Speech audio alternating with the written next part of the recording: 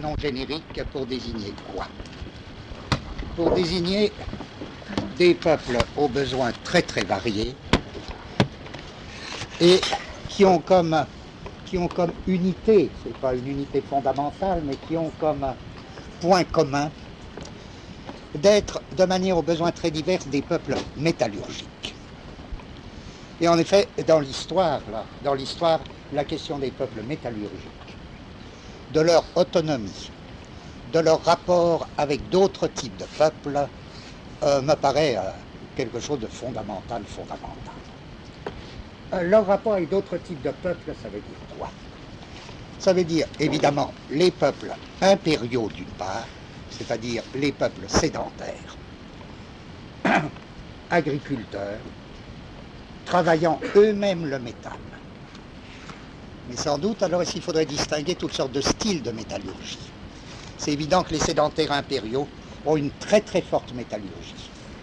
En ont sûrement même acquis une sorte de monopole. Mais ils se greffent sur des peuples plus directement métallurgiques. Je veux dire une chose très simple, c'est que beaucoup d'empires archaïques manquent de minerais. Ils n'ont pas de minerais. Et pourtant, ils ont une métallurgie très très élaborée. Mais par exemple, le Proche-Orient manque radicalement d'étain. Il manque radicalement de cuivre. Donc, il faut bien qu'il y ait des peuples métallurgiques d'une autre manière, qui soient à la fois des peuples de prospecteurs,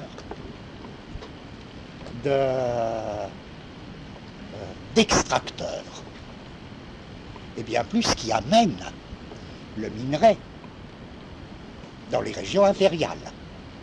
Donc quand on parle du problème du forgeron, vous savez, ça me paraît extrêmement compliqué parce que le forgeron, il y en a toutes sortes.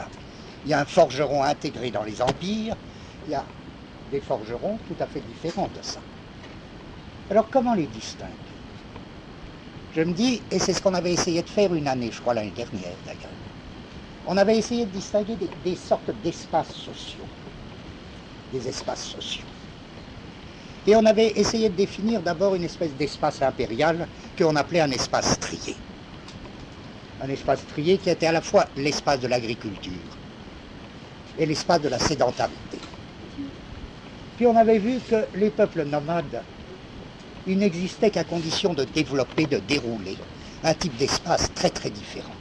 Et que ces espaces étaient déjà en conflit. Que les peuples nomades, ils se développaient, et vivaient, et ils habitaient, au sens fondamental de l'habiter, alors au sens presque heideggerien de l'habiter, ils habitaient fondamentalement un espace lisse.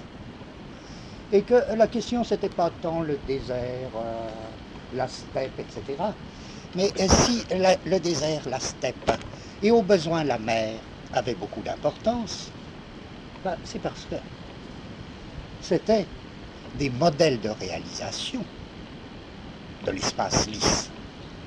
Mais qu'en même temps, les choses étaient très compliquées, parce qu'un espace lisse comme la mer, c'est en même temps un espace que les États et que les empires vont strier très très vite. Et alors, de même que l'espace lisse se fait strier, ce sera la grande défaite des nomades. De même, l'espace strié peut redonner de l'espace lisse. Bon. Alors, bon, j'ai l'air de m'éloigner, mais en fait pas tellement, parce que ma question c'est, si l'on m'accorde que c'est même pas la question des tziganes, les tziganes ne posent que d'une manière particulièrement aiguë ce problème qui se retrouve dans l'histoire à toutes sortes de niveaux. Si l'on m'accorde qu'il y a des peuples qui sont sans doute les plus mystérieux de l'histoire, encore plus mystérieux que les nomades, qu'il y a des peuples qu'on peut appeler en gros ces peuples métallurgiques. Par exemple, dans la préhistoire européenne, il y a des peuples métallurgiques très curieux qui semblent avoir été déterminants dans la constitution de l'Europe.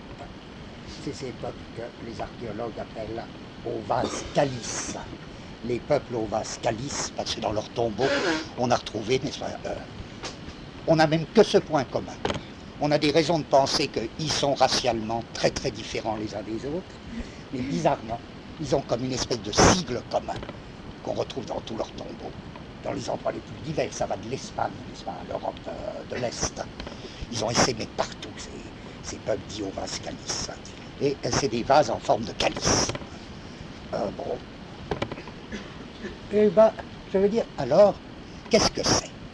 Si l'on s'accorde la catégorie, tout ça, ce serait à discuter. Si l'on s'accorde la catégorie dont les tziganes peut être un exemple privilégié, la catégorie de peuple métallurgique.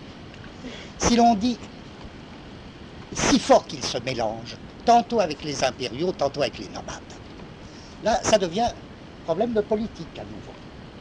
Parmi ces peuples, il y en a qui font des espèces d'alliances avec les sédentaires impériaux. Alliance, déjà sous quelle forme? C'est très très compliqué. Il y en a d'autres qui font alliance avec des nomades. Par exemple, les nomades Touaregs ont des métallurgistes à eux.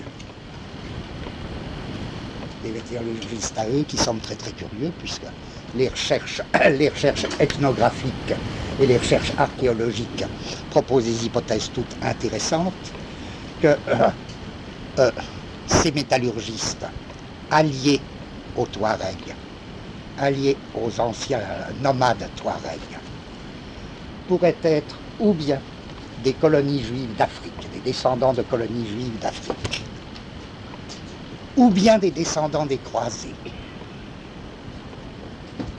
ou bien encore certains peuples d'Afrique, là, un peuple spécial d'Afrique. Mais enfin, si on essaie de trouver un espace propre, alors c'est entendu, en fait, tout ça se mélange.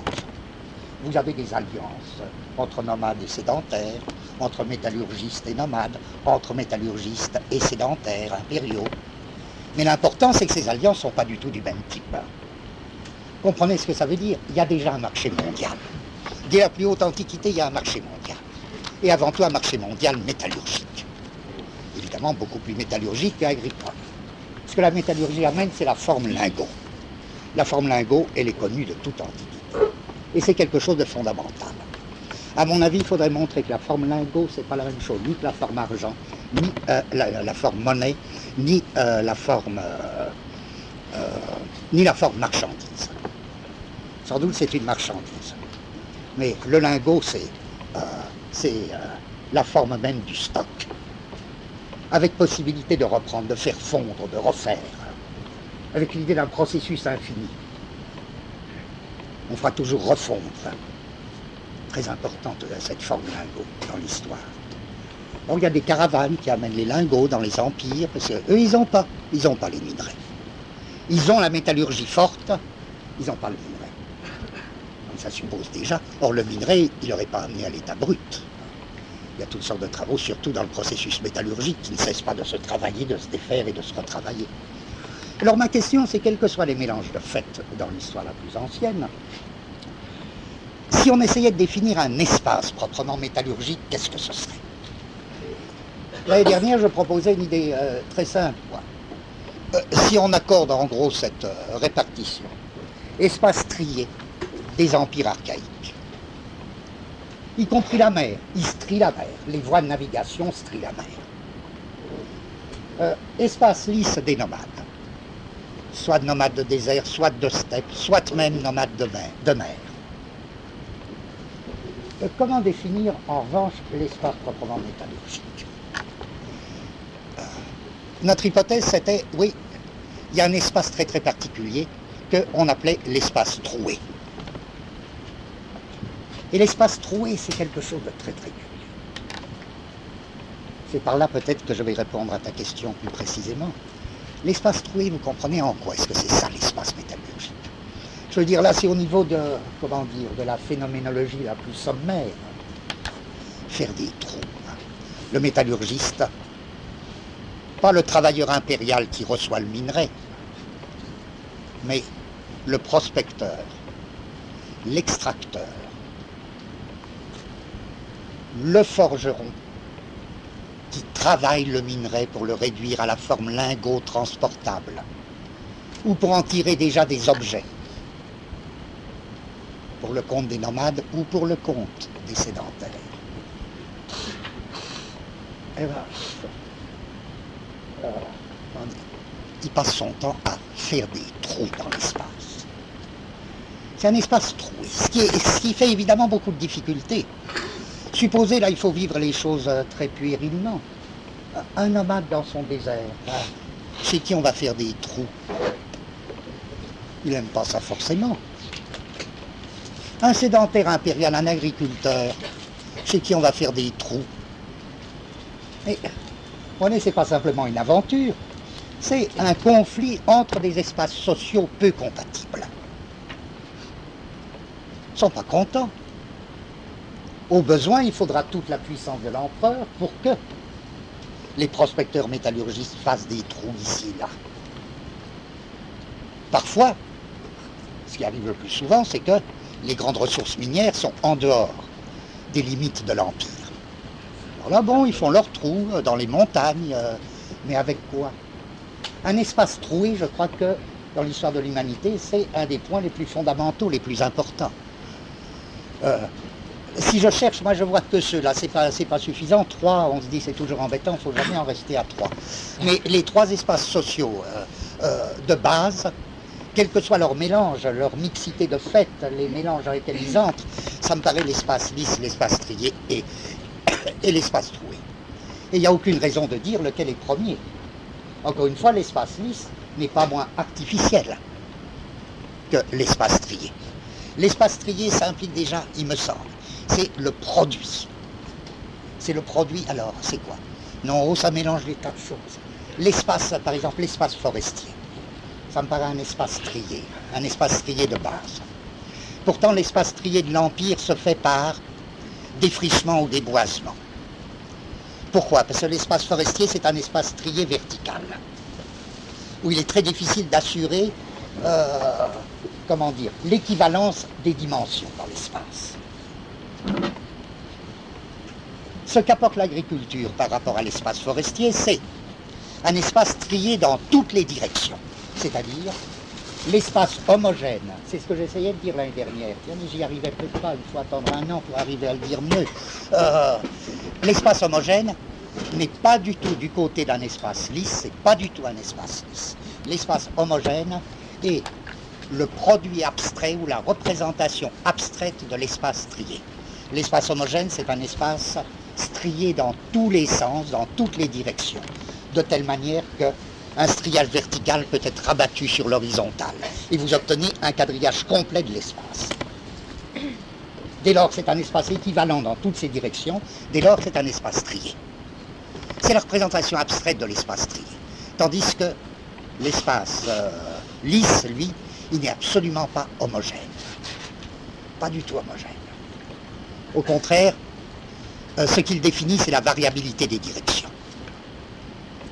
Le changement fondamental des directions, c'est bien qu'aucune direction n'est équivalente à une autre, et qu'aucune détermination d'une direction ne peut être abattue ou traduite dans une autre. Bon, peu importe. Alors je reviens à l'espace troué, c'est encore autre chose. Faire des trous dans l'espace, c'est une activité très très curieuse. Je crois que par rapport à l'espace, on a trois possibilités. 3 possibilités de base. Et si vous cherchez, vous, au niveau de... Vous pouvez vous dire si vous êtes un nomade, un sédentaire ou un métallurgiste. Alors, rien que dans vos goûts, tout ça est tellement... je veux dire, il n'y a même pas besoin de se demander est-ce que c'est la nature, est-ce que c'est l'artifice, parce que c'est les deux, évidemment, comme tout. C'est les deux, il n'y a aucune division là. Et je me dis, il y a 3 manières d'être dans l'espace, d'être à l'espace. Il y a une manière où vraiment... on occupe l'espace sans le compter. Je veux dire, on se considère soi-même comme multiple et on occupe un espace de manière tourbillonnaire. Je veux dire, un corps considéré comme multiplicité, occupe sans le compter un espace de façon tourbillonnaire. C'est la formule de l'espace lisse. Alors, qui fait ça? Mais ça peut être un vent, ça peut être une tribu, ça peut être des animaux. La question qui se pose même pas, vous comprenez. Et comment il occupe de cette manière tourbillonnaire? Par artifice ou par nature? Aucun intérêt ces questions. Bon, voilà. Un espace est strié. Alors qu'est-ce que c'est l'espace strié? Vous pouvez à partir de là, il me semble, ou bien vous changez, vous inventez, si vous me trouvez un quatrième, un cinquième, un dixième espace, rien ne pourrait me faire plus grand plaisir. Je suis triste avec ces trois trucs, mais il faut en trouver à tout prix d'autres, il n'y a aucune raison qu'il y en ait trois. Un espace strié, vous le reconnaissez à quoi? C'est que cette fois-ci, il se rapporte à un corps considéré comme 1, qui occupe l'espace en le comptant, suivant des directions linéaires, c'est-à-dire en allant d'un point à un autre. C'est par là que je disais l'année dernière, un migrant, c'est pas un nomade. Un migrant, dans son concept pur, c'est quelqu'un qui va d'un point à un autre point, même si c'est pas le point où il va s'arrêter. Un nomade, c'est pas ça. C'est celui qui tient un espace non ponctuel, un nomade. C'est pas celui qui va d'un point à un autre. Alors, c'est bien, je dis pas du tout, et là, sentez que c'est vraiment dans mon cœur, je pense pas qu'il y ait un type d'espace qui soit mieux que l'autre. Mais vous serez une créature des espaces striés. Si vous vivez l'espace de cette manière, et si vous-même, vous vivez dans l'espace de cette manière, si vous vivez comme un corps 1, qui va d'un point à un autre, même si vous n'arrêtez pas de bouger, vous ne direz pas je suis un nomade, vous direz je suis un sédentaire. C'est aussi bien, hein, c'est aussi bien. Mais vous n'aurez pas le droit de dire, même si vous bougez tout le temps. Au contraire, un type qui ne bouge pas peut dire je suis un nomade. Il y a des nomades sur place. Il suffit sur place de se vivre involontairement, pas pour se faire plaisir, mais de vivre les choses plutôt comme ceci. On n'est pas un corps, mais le corps est une multiplicité, et qui même sur place occupe son espace, donc comme une multiplicité d'éléments animés d'un mouvement tourbillonnaire. C'est pas mieux que la conception sédentaire, c'est autre chose. Je dis à ce moment-là, vous êtes. Et bien plus, je rappelle, pendant que j'y suis, je rappelle le texte qui me paraissait si merveilleux l'année dernière, le texte de Toynbee, qui dit à propos des nomades, c'est la seule page très très intelligente que j'ai jamais lue sur les nomades. Il dit, mais vous savez, les nomades, c'est pas du tout des gens qui bougent, c'est des gens qui bougent pas. C'est des gens qui bougent pas, c'est-à-dire c'est des gens qui, alors que tous les autres peuples se tirent du désert, le désert croît, rappelez-vous, Nietzsche, le désert croît, et bien lorsque le désert croît, c'est-à-dire gagne à la fois sur la forêt et sur les terres cultivées, comme une espèce de coin là qui se développe, lorsque le désert croît, les peuples s'enfuient. Sauf ceux qu'on appellera les nomades, eux, ils ne veulent pas partir. Et donc, la seule manière de ne pas partir, c'est devenir nomade. Tenir la steppe, tenir le désert. Avec la variabilité des directions, enfin tout ça. Alors je reviens toujours, parce que j'ai l'air d'éviter la question qui était posée. Je dis, si vous vivez un peu comme ça vos rapports à l'espace, alors vous pouvez être vraiment né dans la ville, je ne sais pas, n'avoir aucune ascendance nomade quelconque, tout ça. Et vous pouvez être un nomade. C'est évident qu'il y a des nomades de ville. C'est évident. Et puis, il y a des sédentaires, bon, il y a tout ce que vous voulez.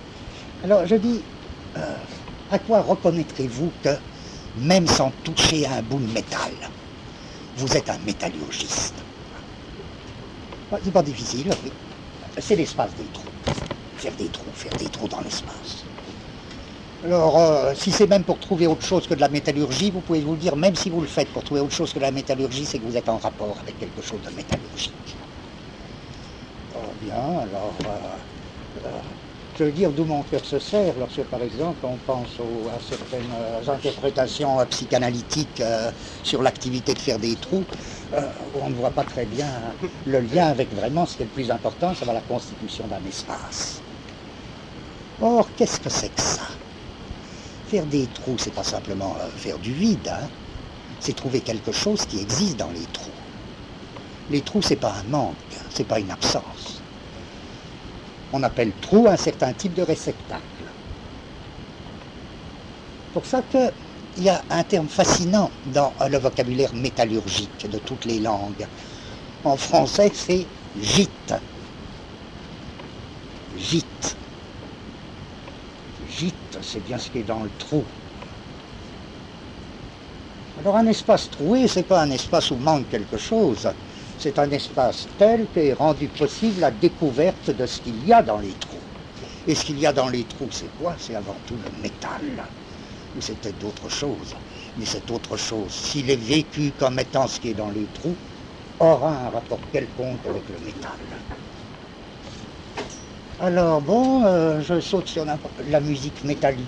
Qu'est-ce que c'est? Qu'est-ce que c'est? Le métallique dans ses rapports avec la musique. C'est plus important que chercher au niveau des mythes quel rapport il y a entre le forgeron et le musicien.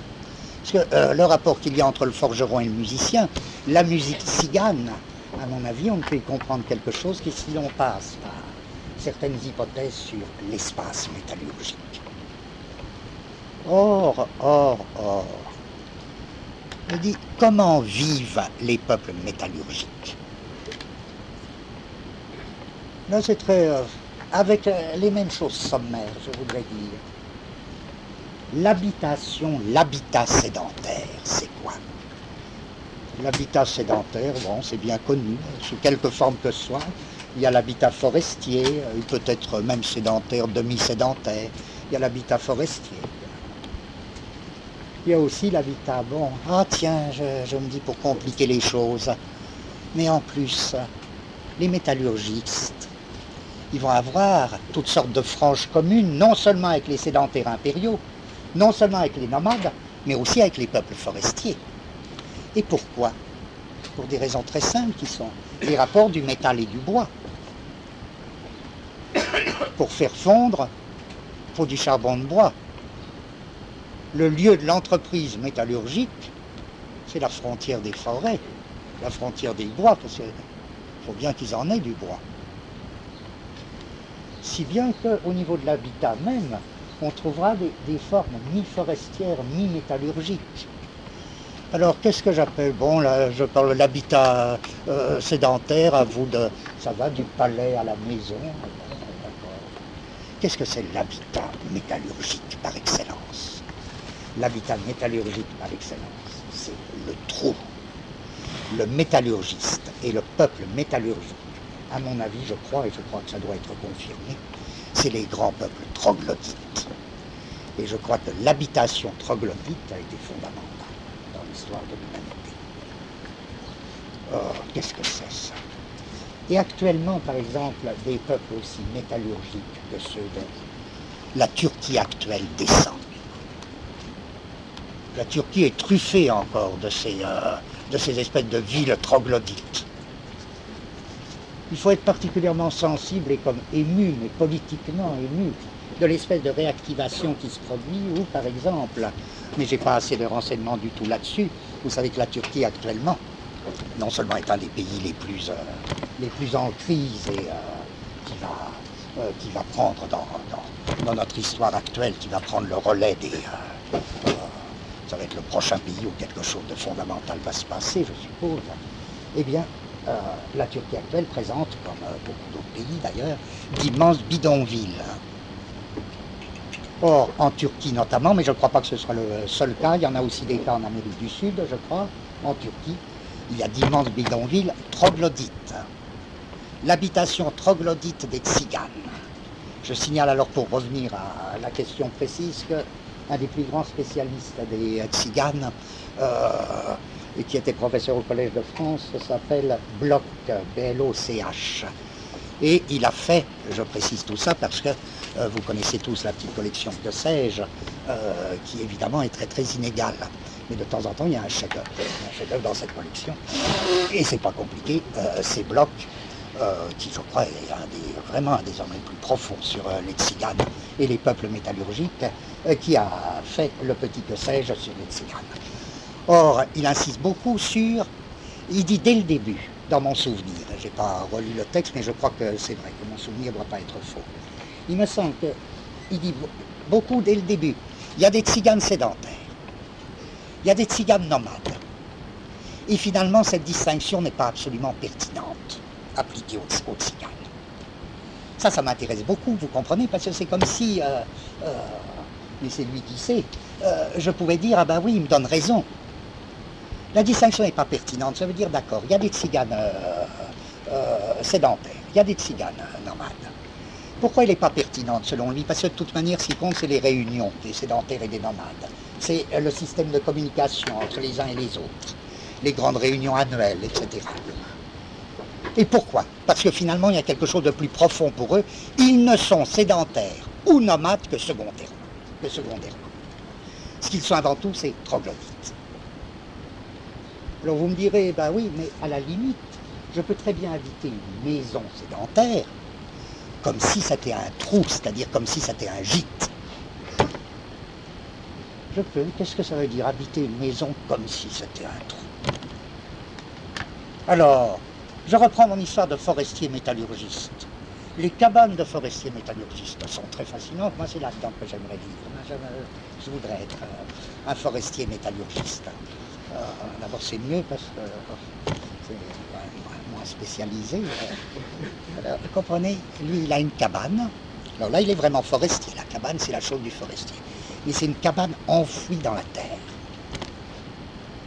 Alors avec toutes les intermédiaires, tantôt enfouis dans la terre à 1/3, à 2/3, ou bien jusqu'au toit.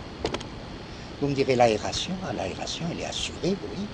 Oui, il y a des cheminées, il y a des cheminées trous. Alors c'est très curieux ces cabanes, c'est ça qui me plairait, c'est là que je voudrais habiter.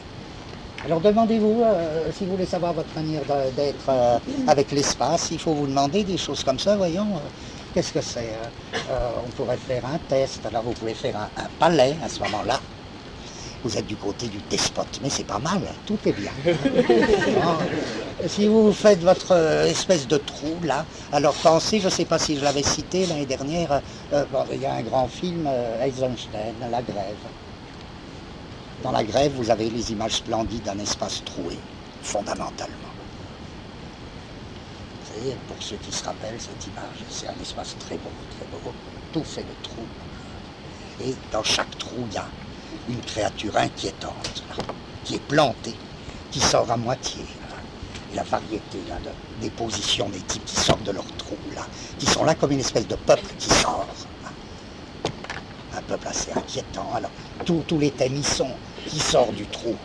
Le métallurgiste, le mendiant, l'inquiétant. Alors, je veux juste terminer là-dessus. On demande, vous comprenez, la mythologie, c'est toujours la catastrophe. Et même l'ethnographie, à certains égards, c'est la catastrophe. Parce que tout le monde remarque que le forgeron, il a toujours posé des problèmes énormes. Et que les mythes montrent une espèce d'ambivalence du forgeron. On nous dit tout le temps, le forgeron, il est à la fois haï et respecté, vénéré. Ou bien tantôt haï, tantôt vénéré. Ou bien un peu des deux tout le temps, etc. On sent que c'est pas comme ça qu'il faut poser les problèmes. D'abord, quel forgeron? Le forgeron, par nature, il est double. C'est un jumeau. Quand Griaule étudie le statut du forgeron chez les Dogons, il montre très bien ça. Si le forgeron, par exemple, est craint, c'est pas du tout parce qu'il est impur, comme certains ethnologues essaient de l'expliquer, c'est parce que c'est pour une raison complètement différente, c'est parce qu'il est double. Donc parce qu'il peut s'épouser lui-même, parce qu'il est incestueux, parce qu'il est gemellaire. Et pourquoi il est gemellaire? Il a forcément deux têtes. Il a une tête du côté des nomades, une tête du côté des sédentaires. Et ça va de soi qu'il y a complicité entre les deux têtes. Qu'il y a des arrangements entre les forgerons de nomades et les forgerons de sédentaires. Sinon on ne comprend plus rien au trafic des armes dans le monde antique. Comment les nomades arrivent-ils à avoir le sabre chinois? Alors, l'histoire légendaire nous dit, c'est parce qu'il y a eu un déserteur chinois qui est passé du côté des Mongols. Non, c'est pas possible. C'est pas possible, c'est comme la bombe atomique, vous comprenez, pour se servir du sabre en acier, et pour refabriquer, reproduire des sabres d'acier, il ne suffit pas d'une fuite de secret, il faut toute une infrastructure, il faut des forgerons, il faut une métallurgie. Alors, bon. Donc le forgeron, il est fondamentalement double, puisqu'il a un gîte chez les nomades, un gîte chez les sédentaires. Mais qu'est-ce qui permet de dire le forgeron, alors, s'il est double? La réponse, elle est toute simple, c'est parce que il est double secondairement, sa spécificité en tant que forgeron, où qu'il soit, chez les nomades ou chez les sédentaires, c'est faire des trous et habiter un espace troué. Et dérouler, inventer un espace troué. Voilà, oui. Est-ce que j'ai répondu à la question?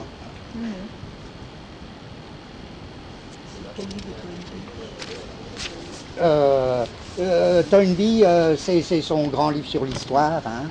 Alors il y a deux sortes, il y a un livre en 10, il y a une version en 10 volumes, elle est encore meilleure, mais pas traduite. Hein.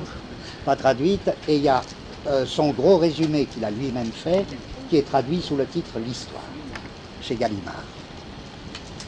Qu'est-ce que tu disais?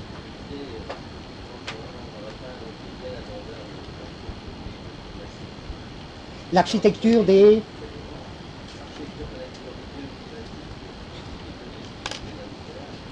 Oui, oui, oui, oui.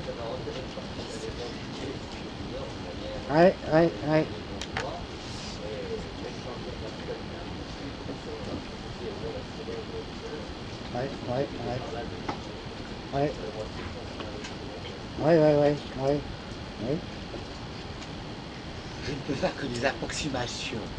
Mais on en est tous là. Il me semble que quelqu'un qui a un rapport avec l'espace, et des espaces très dissemblables et assemblables à la fois, c'est Kafka quand même. Le terrier, toutes ces choses. L'espace troué chez Kafka. Oui. Là, je suis en train de me demander, est-ce qu'il y a du tzigane chez Kafka? La cantatrice, c'est un texte splendide. Je vous ai dit, la cantatrice, c'est Itsuki. Je vous assure que c'est fantastique. Ouais. Est-ce qu'il y a des formes d'espace troués chez Kafka? Je sais pas. Oh, je trouve. Aussi, il faudrait penser aux peintres, comment les peintres procèdent. Est-ce qu'il y a des espaces troués en peinture? Je crois qu'il y a tout ça. Enfin, pensez-y, voilà. Bon. Alors, dites, il faudrait quand même... de toute manière, aujourd'hui, on termine la politique et l'État, où qu'on en soit, on considère que c'est terminé. Alors, j'ajoute juste, je voudrais savoir, au 3e trimestre, ça va être les vacances de Pâques, là, au 3e trimestre, est-ce que vous avez des vœux? Oui. Sinon, je fixe, moi, cela. Oui, parce que... Moi, j'aimerais bien que, si tu avais envie de parler de l'abstraction chez Maldinet.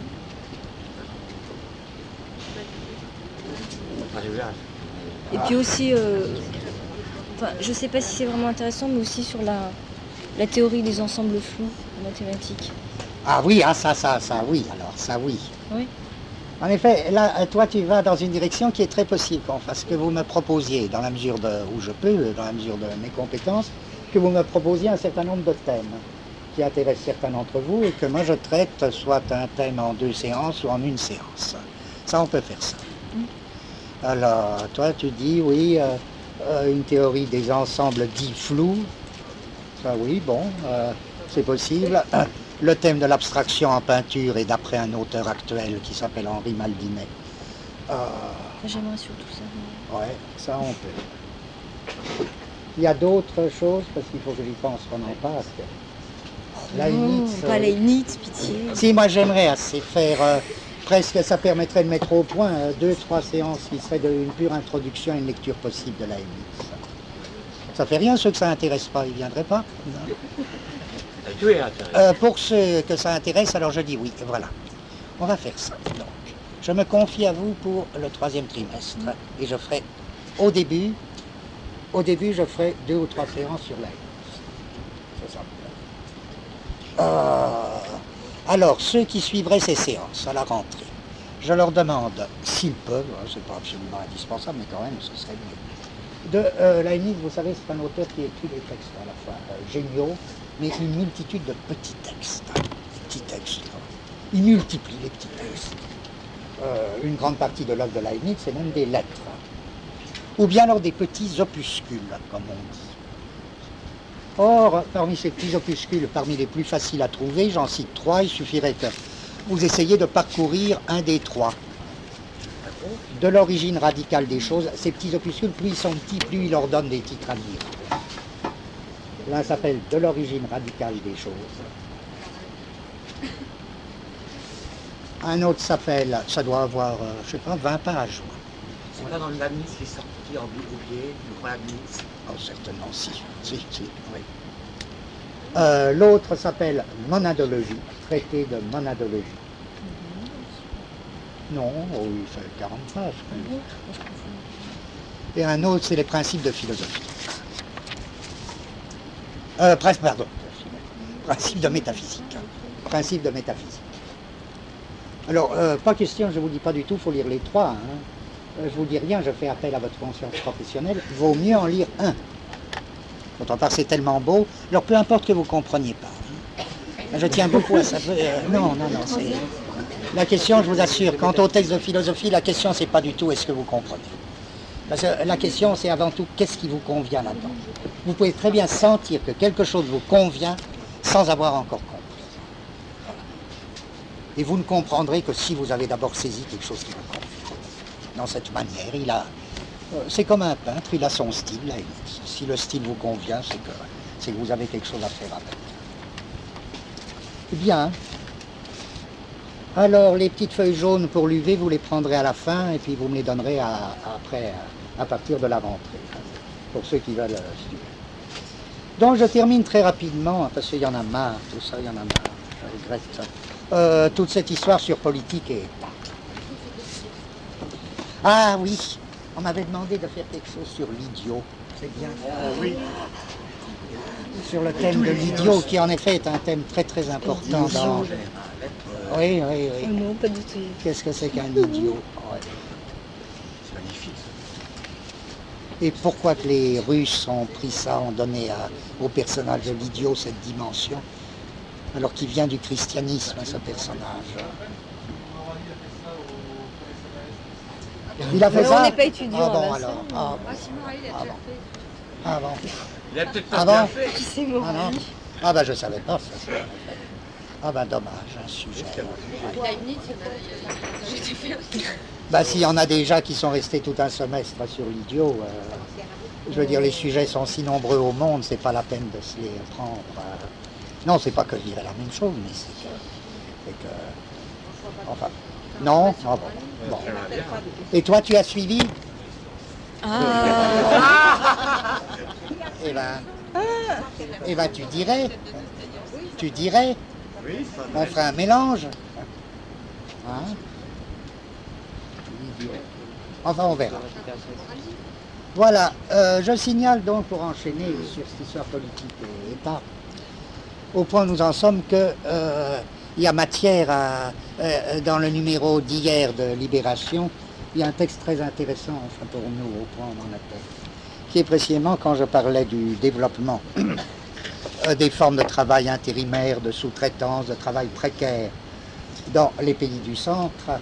Il y a un long texte que je trouve très bon sur l'organisation du travail de sous-traitance et du travail intérimaire dans les entreprises d'assaut. Alors je crois que ça correspond, ça va si bien avec ce qu'on essayait d'analyser que ceux qui l'ont lu, relisez-le. Et en effet, c'est assez curieux, parce que, enfin, non, j'ai pas le temps de revenir là-dessus. Mais par exemple, chez Hegel, il a fait une philosophie du droit, une philosophie de l'histoire, mais il n'a pas fait de philosophie politique. En fait. Il n'y a pas de politique chez Hegel. Donc politique. Est-ce que vous avez vu le terme politique chez Hegel, une fois? Est-ce que j'ai vu le terme politique chez Hegel? Est-ce que vous voyez là, le juridique, vous voyez l'histoire, vous ne voyez pas le problème de la constitution politique? Non, en effet, c'est pas une notion hegelienne. Non, pas une notion hegelienne. Peut-être pas, je sais pas. Il n'y a pas un hegelien ici? C'est un peu hegelien entre Qui c'est qui a des boutons? Bah alors. Alors vous vous rappelez que dans cette histoire politique État, on cherchait juste à indiquer comme des rubriques pour en finir. Et on avait vu une première rubrique, adjonction, soustraction d'action. Une seconde rubrique, la saturation d'une axiomatique, ou, plus précisément, la nature très particulière, la nature paradoxale de la limite, lorsque la limite est une limite immanente, c'est-à-dire une limite non pas rencontrée du dehors, mais produite par le système.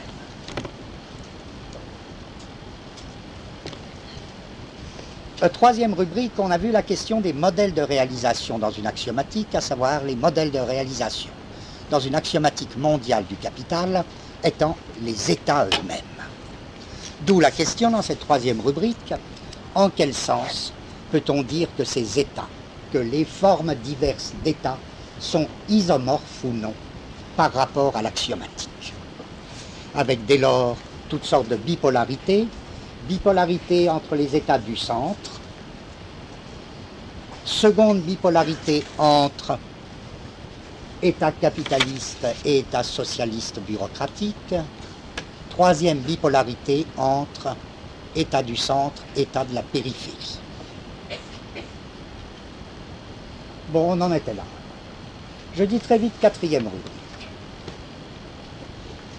Cette fois-ci, ce serait par rapport à une axiomatique la question de la puissance.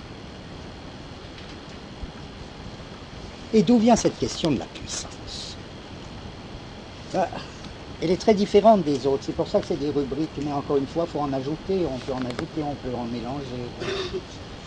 Je dis, c'est une rubrique différente parce que ce que je voudrais grouper sous le titre, la rubrique de la puissance, c'est finalement le rapport de cette axiomatique du capital avec une machine de guerre actuelle. Et pourquoi est-ce cela la question de la puissance? C'est parce que, au niveau de toute axiomatique, on nous dit bien que l'axiomatique est en rapport avec une certaine puissance qui la dépasse. Comme si elle dégageait elle-même, comme si une axiomatique avait fondamentalement affaire à une puissance qui la dépasse pourtant. Pourquoi est-ce qu'une axiomatique aurait affaire fondamentalement à une puissance qui se dégagerait d'elle et qui pourtant la dépasse? La réponse théorique, la réponse abstraite est relativement simple. C'est que toute axiomatique a nécessairement des modèles de réalisation dans ce qu'on appelle des ensembles dénombrables, que ces ensembles soient finis ou infinis, c'est-à-dire des ensembles dont les éléments sont dénombrables. Or, il y a des puissances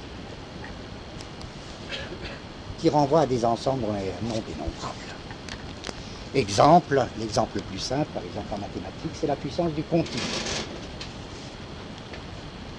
Je dirais par exemple que la série des nombres entiers, c'est un ensemble infini, ou la série des nombres entiers pairs, c'est un ensemble infini aussi.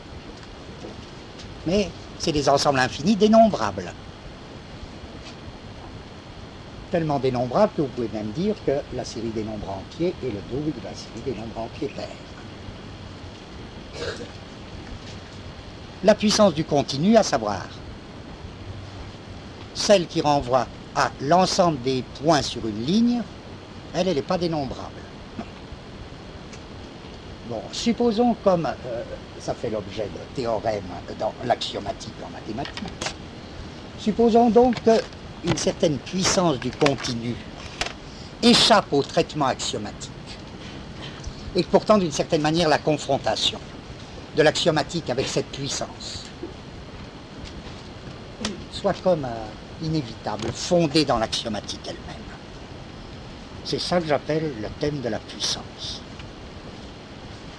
Or, je dis une chose très simple, c'est ça un peu, si vous voulez, le rapport du capitalisme avec sa propre machine de guerre.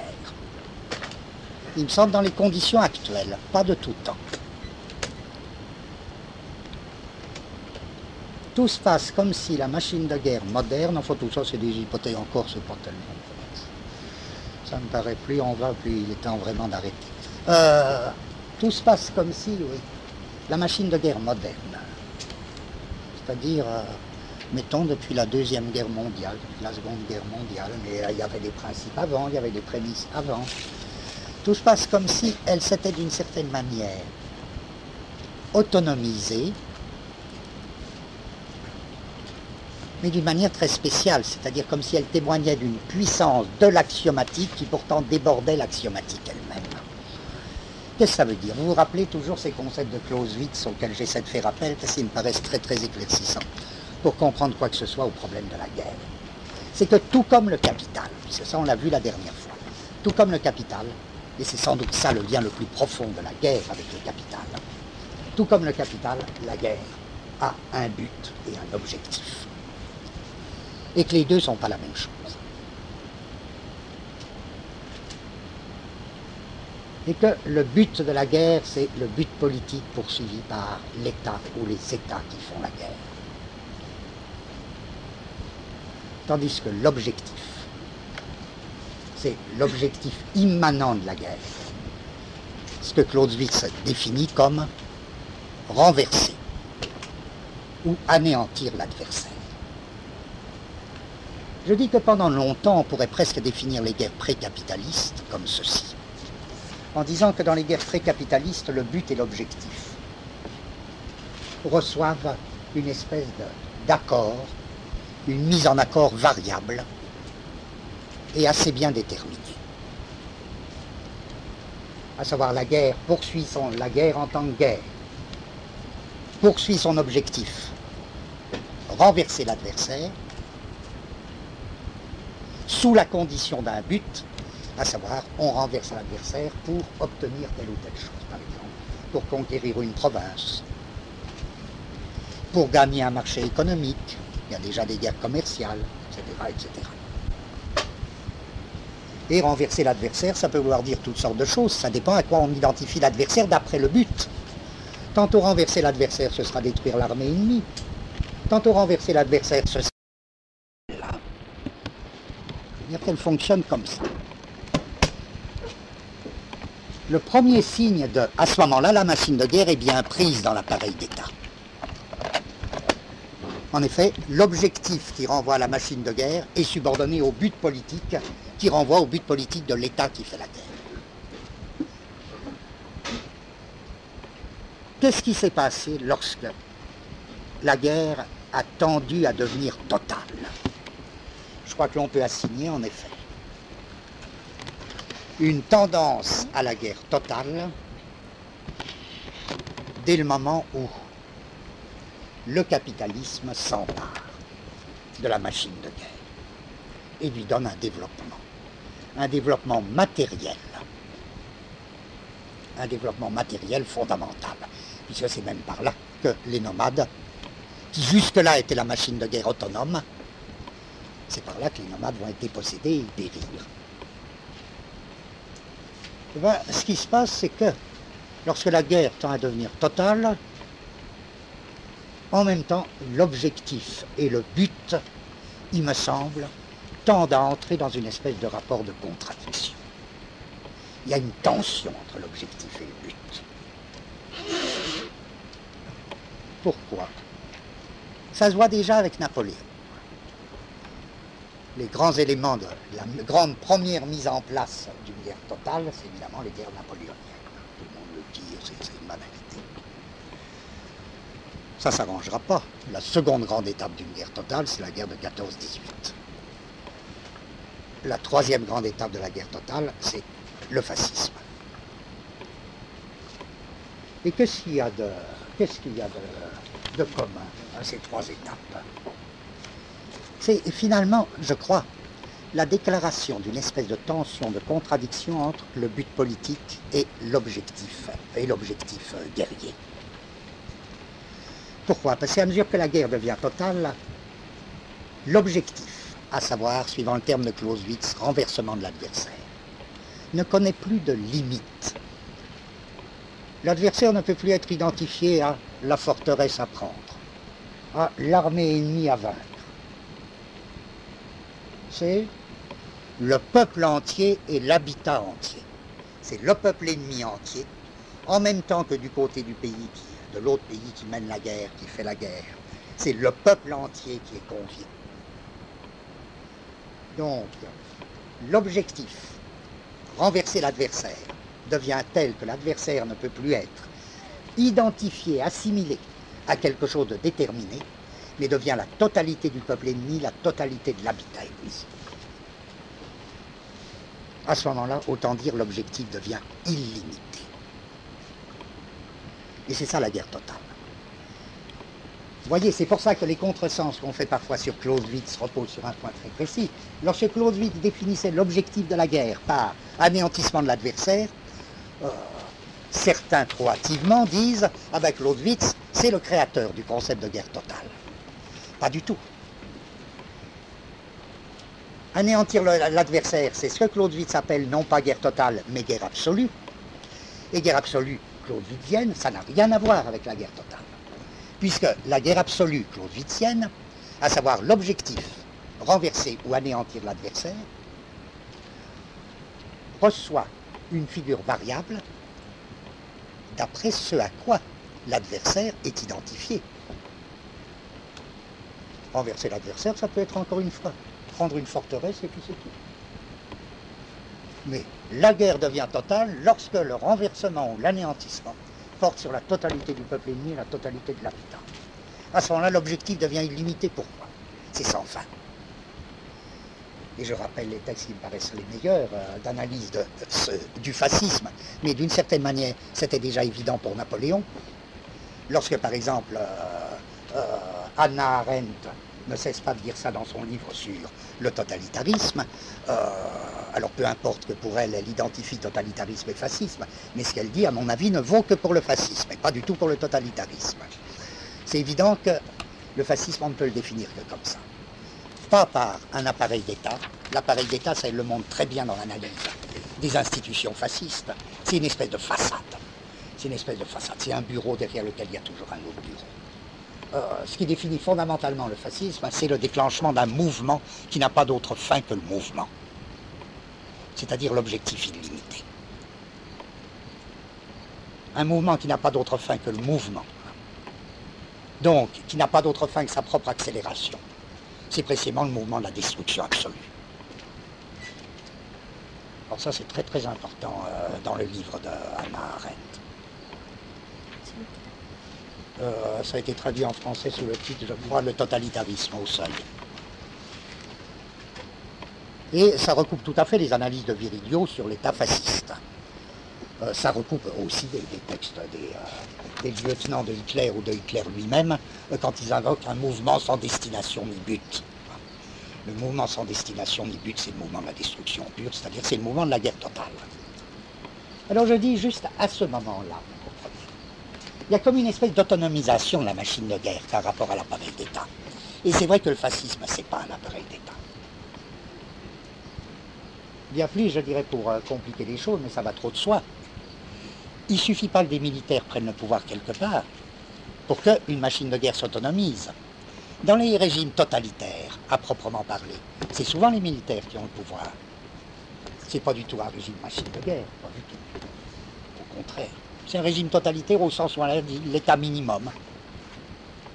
Mais l'État fasciste, c'est tout à fait autre chose. L'État fasciste, c'est, et justement, c'est pas par hasard que les fascistes n'étaient pas des militaires. Un état-major, quand il prend le pouvoir, il peut faire un régime totalitaire. Un régime fasciste, beaucoup moins sûr. Un régime fasciste, c'est tellement une idée de tordu, c'est même pas les militaires, ça.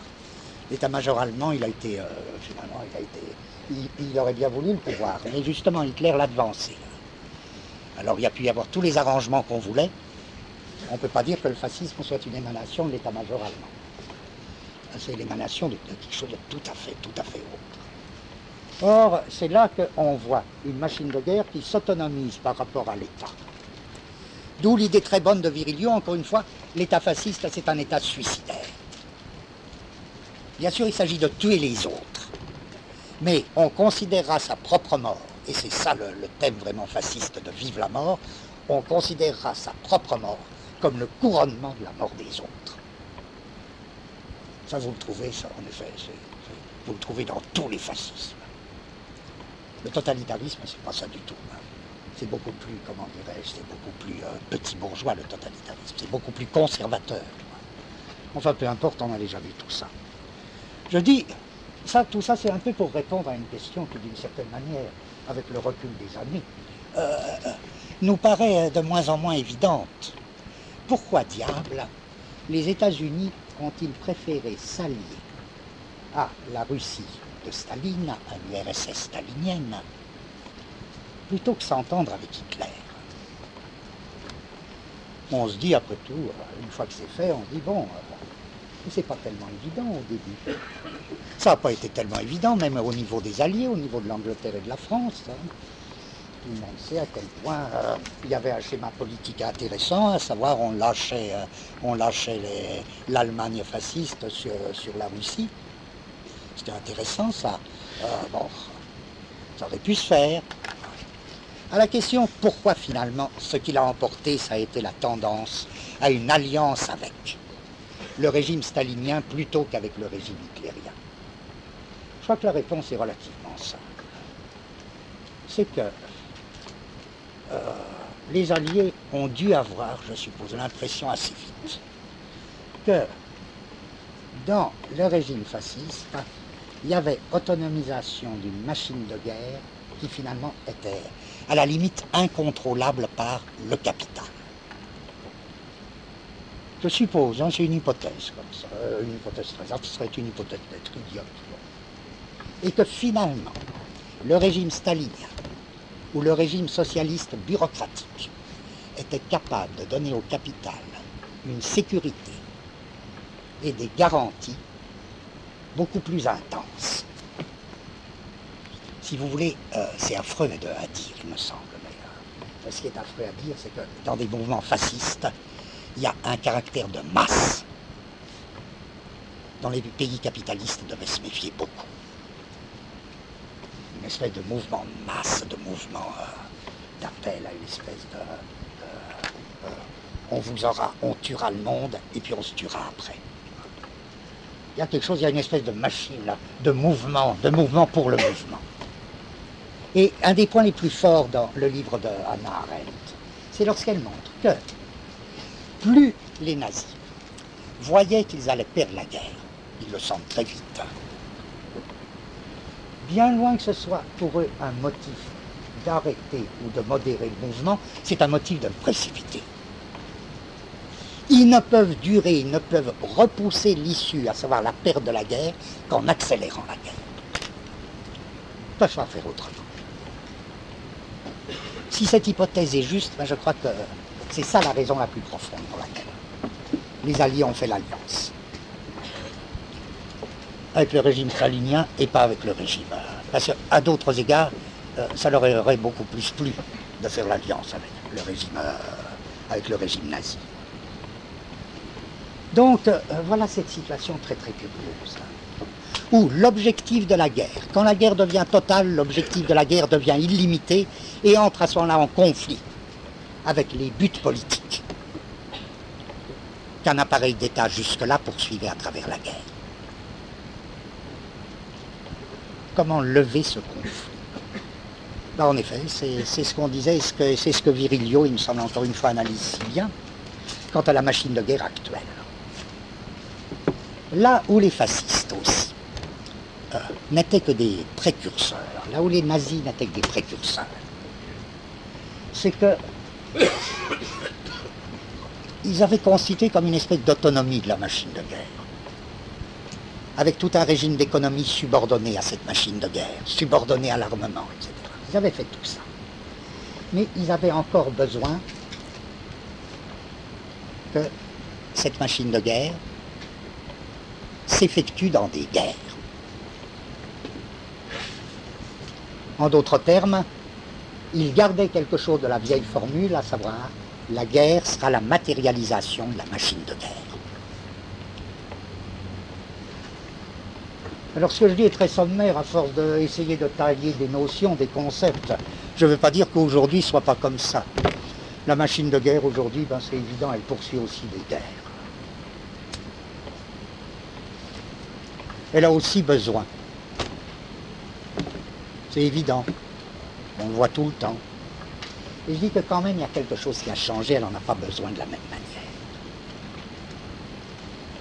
Je dirais, on tend vers la situation suivante, pour être prudent. On tend vers la situation suivante, où la machine de guerre moderne n'a même plus besoin de se matérialiser, ou n'aurait même plus besoin à la limite de se matérialiser dans des guerres réelles, car ce serait elle-même, la machine de guerre, qui serait guerre matérialisée.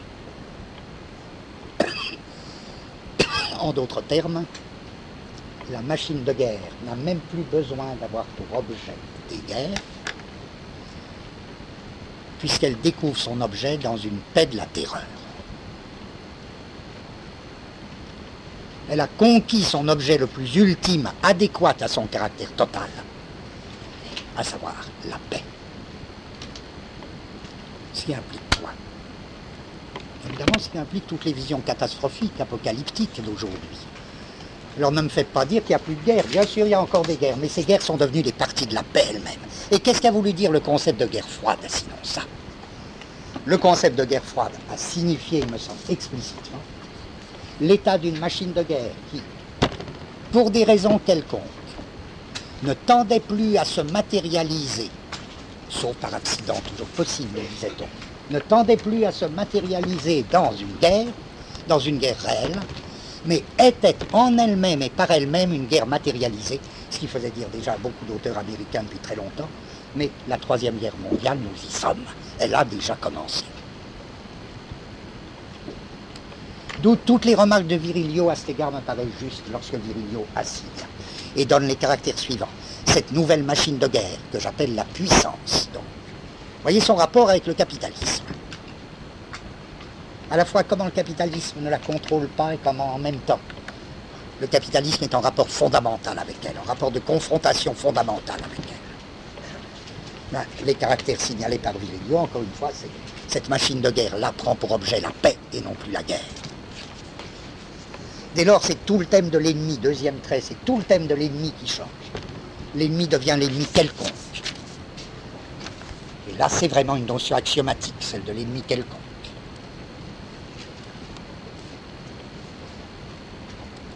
Cette machine de guerre acquiert un pouvoir de capitaliser, comment dire, un savoir, et pas seulement un savoir, une puissance scientifique et technologique pratiquement illimitée.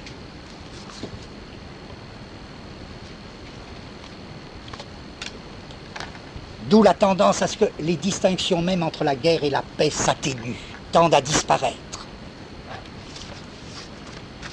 D'où enfin le phénomène général de la militarisation des fonctions civiles, notamment par assignation de l'objet quelconque, qui est n'importe quoi. Ça peut être aussi bien des sauterelles sur un écran de radar que 3 Indiens à la file, qu'une fusée, que tout ça. Là, il y a un curieux truc de troglodyte. Alors, je me dis, dans les métiers modernes, oui, sous-marins atomiques, qu'est-ce que c'est que ces types qui vivent là, qui ont comme gîte le sous-marin. Et quels yeux ils ont, hein. Ah oui, regarde les radars, où ils voient les choses comme des espèces de nuées à interpréter. Bon, c'est-il des crabes ou c'est-il des ennemis qui arrivent? Bon, à la limite, c'est l'ennemi quelconque. Bon, bien, voilà. Voyez, voilà tout ce que j'essaierai de grouper sous cette 5e rubrique. Et en effet, en quoi cette machine de guerre, c'est l'équivalent d'une sorte de puissance du continu.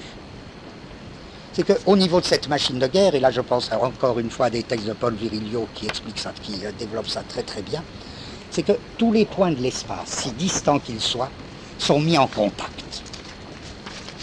Sont mis en contact, c'est-à-dire tous les points de l'espace existent en voisinage topologique.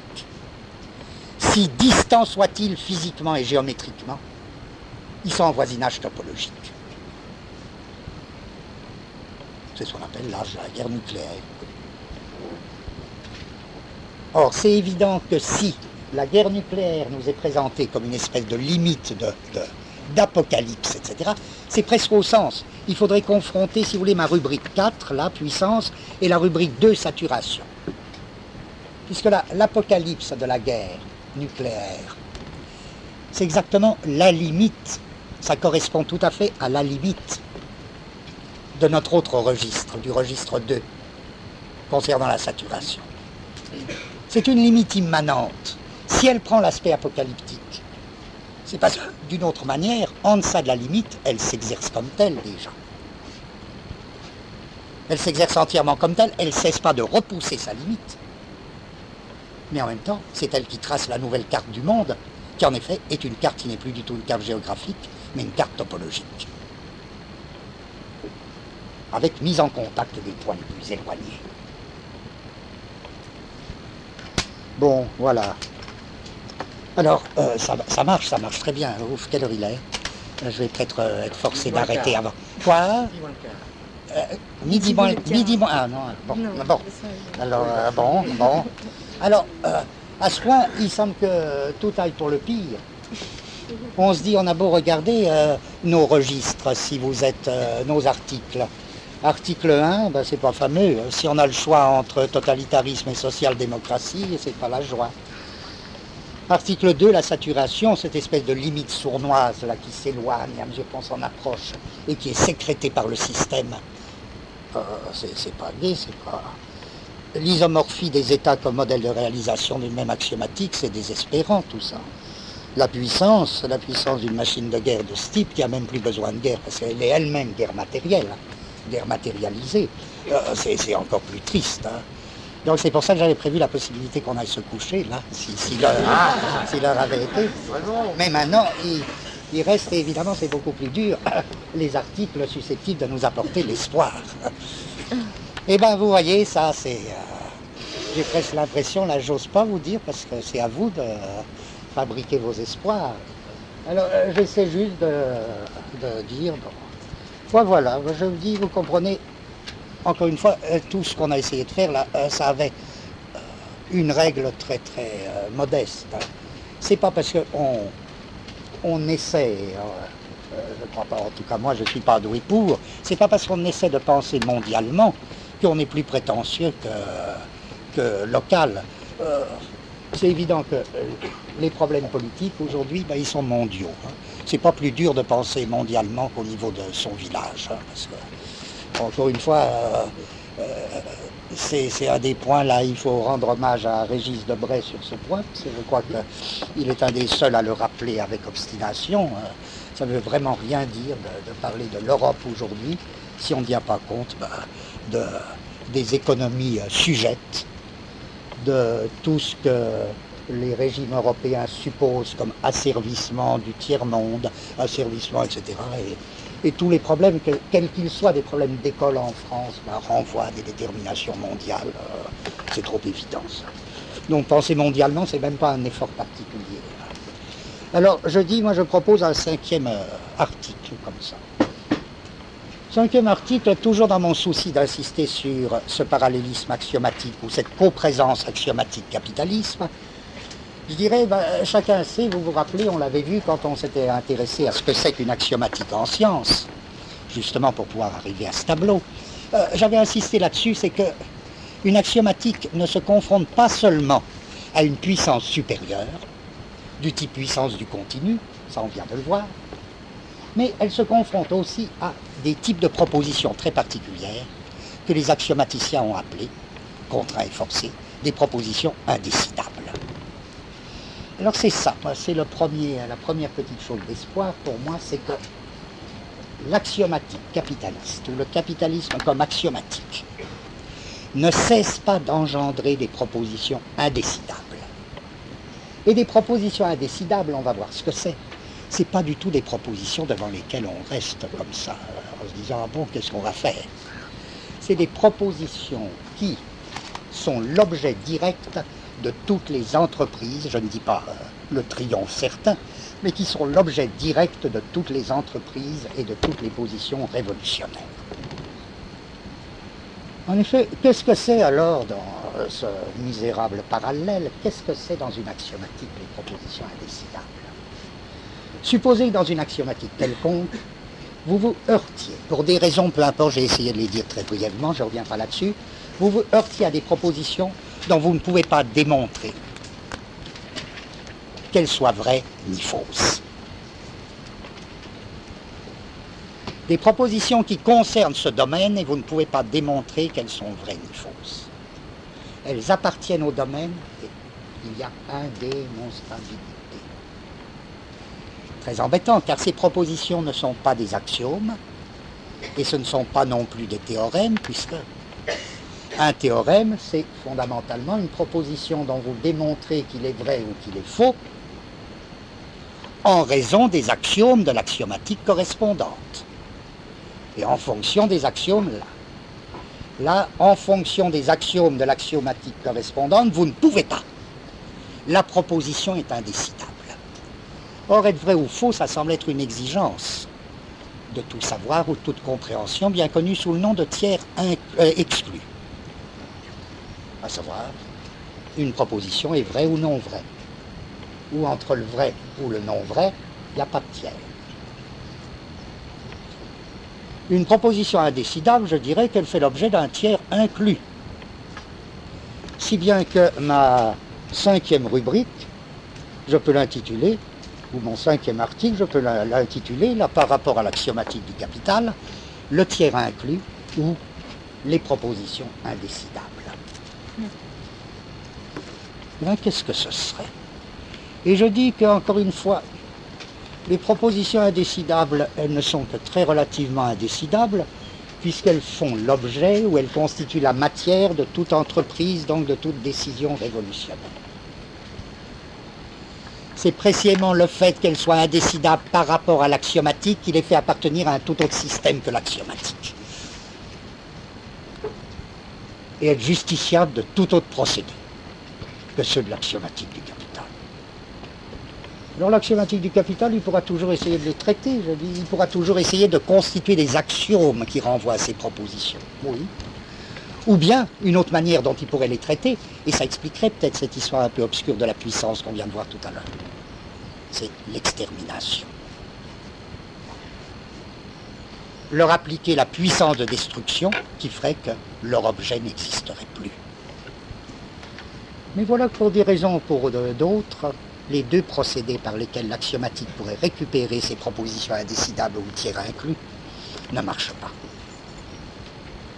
Pourquoi ça ne marche pas? Parce qu'on a beau ajouter des axiomes, il y a un certain type de propositions, les axiomes ne mordent pas dessus. C'est comme ça. On va voir, je n'ai pas encore essayé de dire ce que c'est que ces propositions. Ou bien alors l'autre cas, on pourrait leur appliquer la puissance de destruction à l'état pur, c'est-à-dire la machine de guerre. Bon, tout ça, comme ça, on n'en parle plus. Eh bien non, pourquoi? Parce que même le phénomène fondamental de l'axiomatique moderne, à savoir l'existence des camps, ça n'a jamais apporté de solution définitive du point de vue de l'axiomatique. Je veux dire, les camps multiplient les gens ayant enfermés plutôt qu'ils ne les suppriment. De même que la faim organisée, la famine organisée multiplie les affamés plus que ça ne tue les gens. Ça fait les deux. Ça tue les gens et en même temps, ça les multiplie étonnamment. Les camps, ça me paraît une évidence. Loin que ça apporte ce qu'on appelait une solution radicale à tel ou tel problème, à savoir plus de juifs, plus d'homosexuels, etc.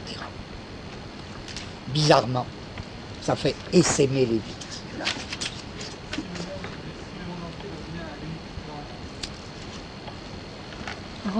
Si le monde entier devient un unique camp, c'est la réponse de la puissance, oui. Qu'est-ce qui se passe? Oui. Est-ce que c'est possible? Oui. C'est possible, oui. Je me dis, qu'est-ce qui fait penser que ce serait une fausse conception qu'il faudrait, si tu veux, pour pouvoir dire, eh bien c'est tout simple, après tout, ils n'auraient qu'à faire du monde entier un unique camp. Ça ne serait possible que si l'on ne tenait pas compte de cette nature très particulière de la limite. Le monde entier comme seul et unique camp, ce serait bien la limite. En effet, à ce moment-là, il n'y aurait plus tellement de problèmes.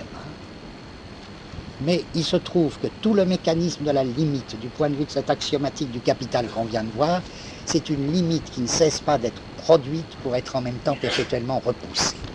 C'est en vertu, moi il me semble, là je répondrai à cette question, dont je comprends bien le sens, c'est une question presque toute logique. Je répondrai, oui, ça ne serait possible que si la limite n'avait pas la nature qu'on a essayé de voir tout à l'heure et que Marx déjà annonçait comme la limite du capital. Mais enfin, on ne peut rien exclure. Hein. À ce moment-là, il n'y aurait plus d'espoir. À ce moment-là, on arrêterait. Voilà. Il y en aurait encore deux. Pas sûr, parce qu'il pourrait dire il y a bien des chances pour que, dans un certain laps de temps, la situation du centre et la situation de la périphérie se relativisent de plus en plus. Ça, j'y crois fort. C'est ma seule différence. J'ai tout appris, moi, quant à ces problèmes de Samir Amin.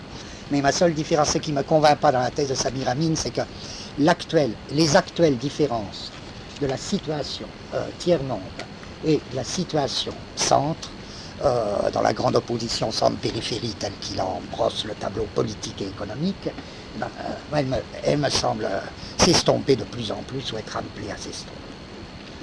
on va se retrouver dans un système périphérie-centre d'une toute autre nature. Chez Samir Amin, je veux dire, la distinction centre-périphérie joue encore dans des conditions étroitement géographiques. Je crois qu'elle est appelée, c'est peut-être vrai encore, mais qu'elle est appelée à perdre cette détermination géographique localisée.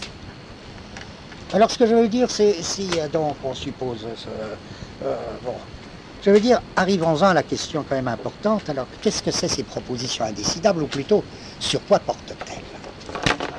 Ben, vous vous rappelez, là je peux aller vite parce que c'est juste des espoirs, donc on ne parle pas des espoirs. Vous vous rappelez qu'à propos des empires archaïques, on avait essayé de dégager une espèce de loi. On disait l'empire archaïque, c'est un appareil de surcodage. Il surcode les flux. Bon. Et bizarrement, et là on m'avait fait des reproches d'ailleurs très justifiés, mais ça fait rien,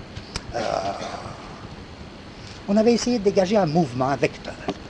Et on disait ce qu'on peut comprendre vaguement, comme ça je ne vais pas réanalyser ces points, on était arrivé à dire oui mais attention, lorsqu'un appareil de surcodage, c'est-à-dire qu'il s'installe au-dessus des codes territoriaux, lorsqu'un appareil de surcodage s'installe sous forme d'un appareil d'État impérial, oh ça sent la drogue, hein.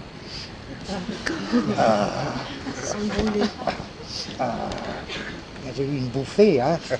J'ai eu une bouffée. Ouais.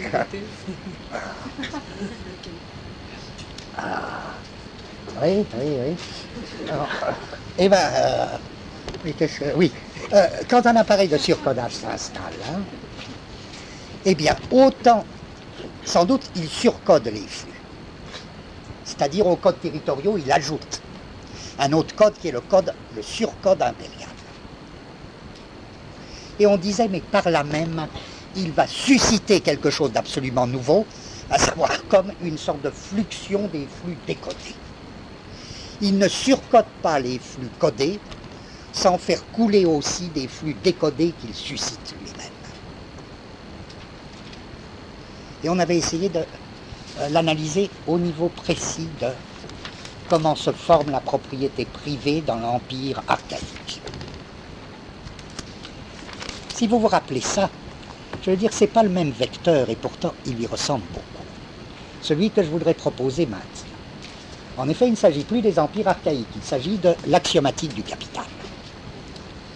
Et je dis tout ça, tout juste, tout simplement, je dis, eh bien, il y aurait presque un vecteur équivalent. À savoir, vous vous rappelez que l'axiomatique du capital, on l'avait défini comme une conjugaison généralisée des flux décodés. Ça c'est très important, notamment des deux grands flux décodés de base, à la base du capitalisme, à savoir le flux de travail et le flux de richesse. Deux flux distincts. C'était la conjugaison, ils se décodaient sous forme de la richesse abstraite et du travail indépendant. Le capital, c'était la conjugaison de ces flux décodés en tant que décodés. Bien. Ben, je dirais maintenant, si l'axiomatique est une conjugaison générale de flux décodés, l'axiomatique n'opère pas cette conjugaison sans faire couler en même temps. Et sans susciter. Et sans à la limite créer elle-même, se susciter, s'opposer à soi-même. Des flux qui échappent à la conjugaison. C'est-à-dire qui ne se laissent pas axiomatiser, qui ne sont pas axiomatisables.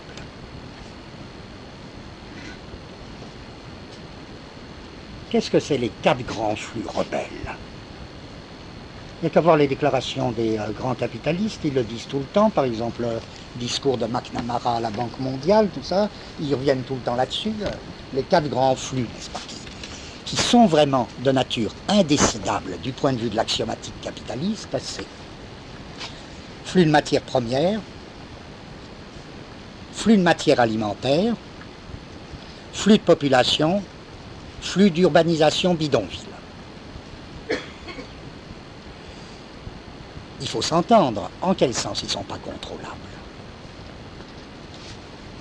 Ça veut dire, en vertu de la nature de la limite immanente que le capitalisme crée, quitte à la déplacer constamment, ces flux-là, sont toujours à la tangente de l'axiomatique du système et de quelque chose d'irréductible. On n'arrive pas à les axiomatiser. C'est fondamentalement des propositions qu'il faudra appeler des propositions indécidables.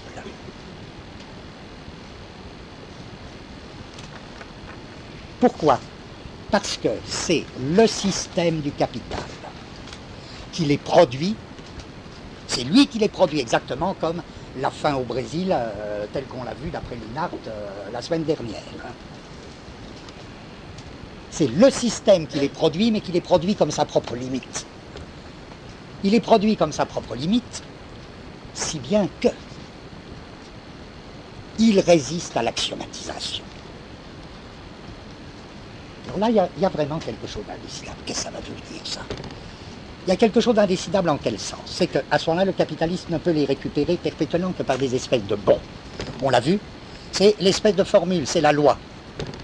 Dépréciation du capital existant par rapport auquel ces flux n'étaient pas domptables, création d'un nouveau capital qui va tenter de se les approprier ou de les contrôler. Mais à peine la nouvelle création de capital s'est faite que quelque chose suit à nouveau. Donc ces propositions indécidables, je dirais, c'est les lignes de fuite du système. Et je rappelle juste ce qu'on a vu à d'autres années, qui est, si vous voulez, le point où, un des points où je me sentirais vraiment mal à l'aise dans une pensée marxiste classique, si vous voulez, c'est que pour moi, encore une fois, un système ou un champ social ne se définit pas par ses contradictions. Vous me direz, c'est presque pareil, mais pas tout à fait. Pour moi, il se définit fondamentalement par ce qui fuit là-dedans, par ses lignes de fuite. Alors, à mon avis, les lignes de fuite, c'est pas tout à fait la même chose. C'est même pas du tout la même chose que les contradictions. Or, l'axiomatique du capital n'opère pas cette conjugaison des flux, sans en même temps susciter des flux qui ne cessent pas d'échapper. Alors, encore une fois, c'est 4 niveaux. Et ce n'est pas la recréation du capital, ce n'est pas la recréation d'un nouveau capital qui va arriver au contrôle des flux, car la recréation du capital va porter son axiomatique sur un type de proposition particulier, qui lui va être axiomatisé, par exemple, l'industrie nucléaire, très bien. Mais à travers ça, quelque chose d'autre va fuir. Alors ces lignes de fuite, évidemment, c'est, je dirais, à la limite, la formule révolutionnaire, ce serait quoi si on rêve? Formule révolutionnaire, si vous accordez là, c'est juste pour fixer des notions, quoi, des termes, hein, pour arriver à une espèce de minimum de rigueur uniquement dans les mots. Je dirais, si vous m'accordez que l'axiomatique, c'est vraiment conjuguer les flux, c'est la conjugaison des flux, ou la conjonction généralisée des flux. Je dirais, il faut distinguer la connexion et la conjugaison et même les opposer. Aux conjonctions axiomatiques, il faut opposer les connexions. Les connexions, ce sont les rapports, alors il faudrait définir ces types de rapports, les rapports éventuels entre flux indécidables. Qu'est-ce que ça voudrait dire, ça, établir des rapports entre ces flux qui ont en commun de tracer des lignes de fuite dans le système, et qui peuvent être des flux, mais tout à fait différents. Ça peut être, ça peut être des flux de matériaux, ça peut être des flux d'urbanisation, ça peut être des flux de femmes, ça peut être des flux de création artistique, etc. Qu'est-ce que ce serait des connexions? C'est là que je reviens à ce thème pour m'enfuir à nouveau dans les mathématiques, mais ce n'est pas pour mathématiser quoi que ce soit. Lorsque certains mathématiciens opposaient aux prétentions de l'axiomatique ce qu'ils appelaient eux-mêmes un constructivisme ou un constructionnisme, à savoir, et ils précisaient, un calcul des problèmes.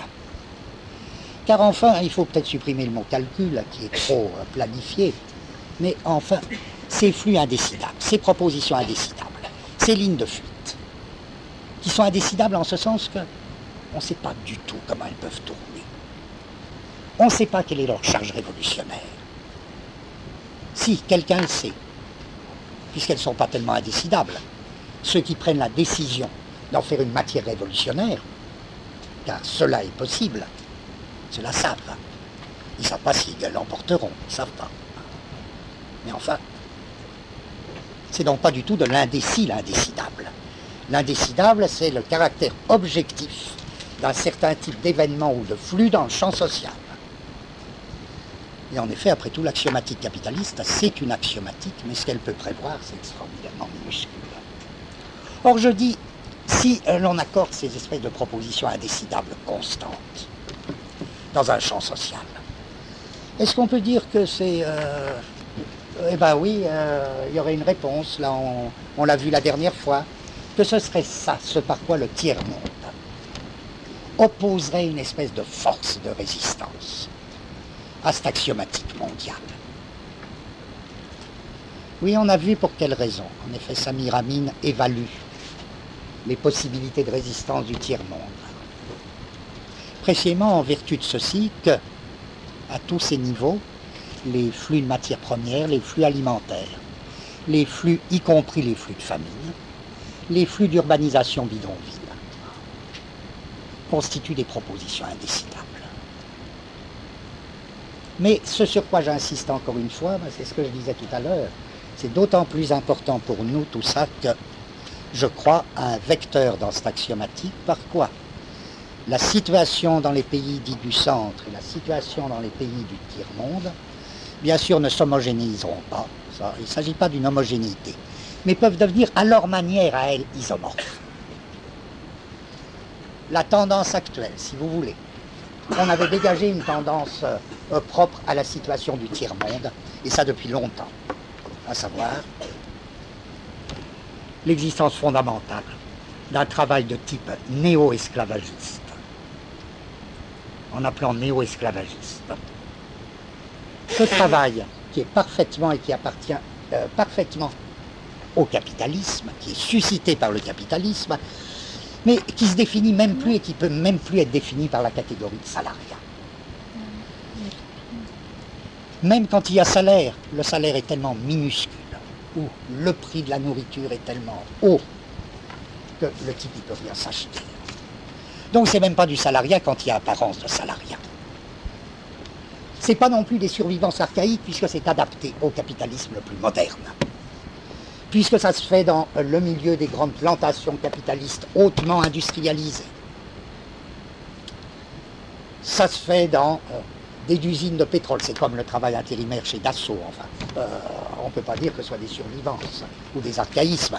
C'est des formes absolument adaptées à la situation, au capitalisme actuel, au capitalisme moderne. Cette poussée du travail noir, du travail de sous-traitance, du travail intérimaire, qui a été en Europe, encore une fois, pour la première fois analysée et signalée par les Italiens. Et pourquoi par les Italiens? Parce que les Italiens ont été la première économie d'un pays du centre à fonctionner sur cette base-là. Nous nous apercevons 10 ou 20 ans après que ça nous vient. Et ça nous vient, en effet. Et on nous dit que c'est une crise. Nous savons bien que ce n'est pas une crise.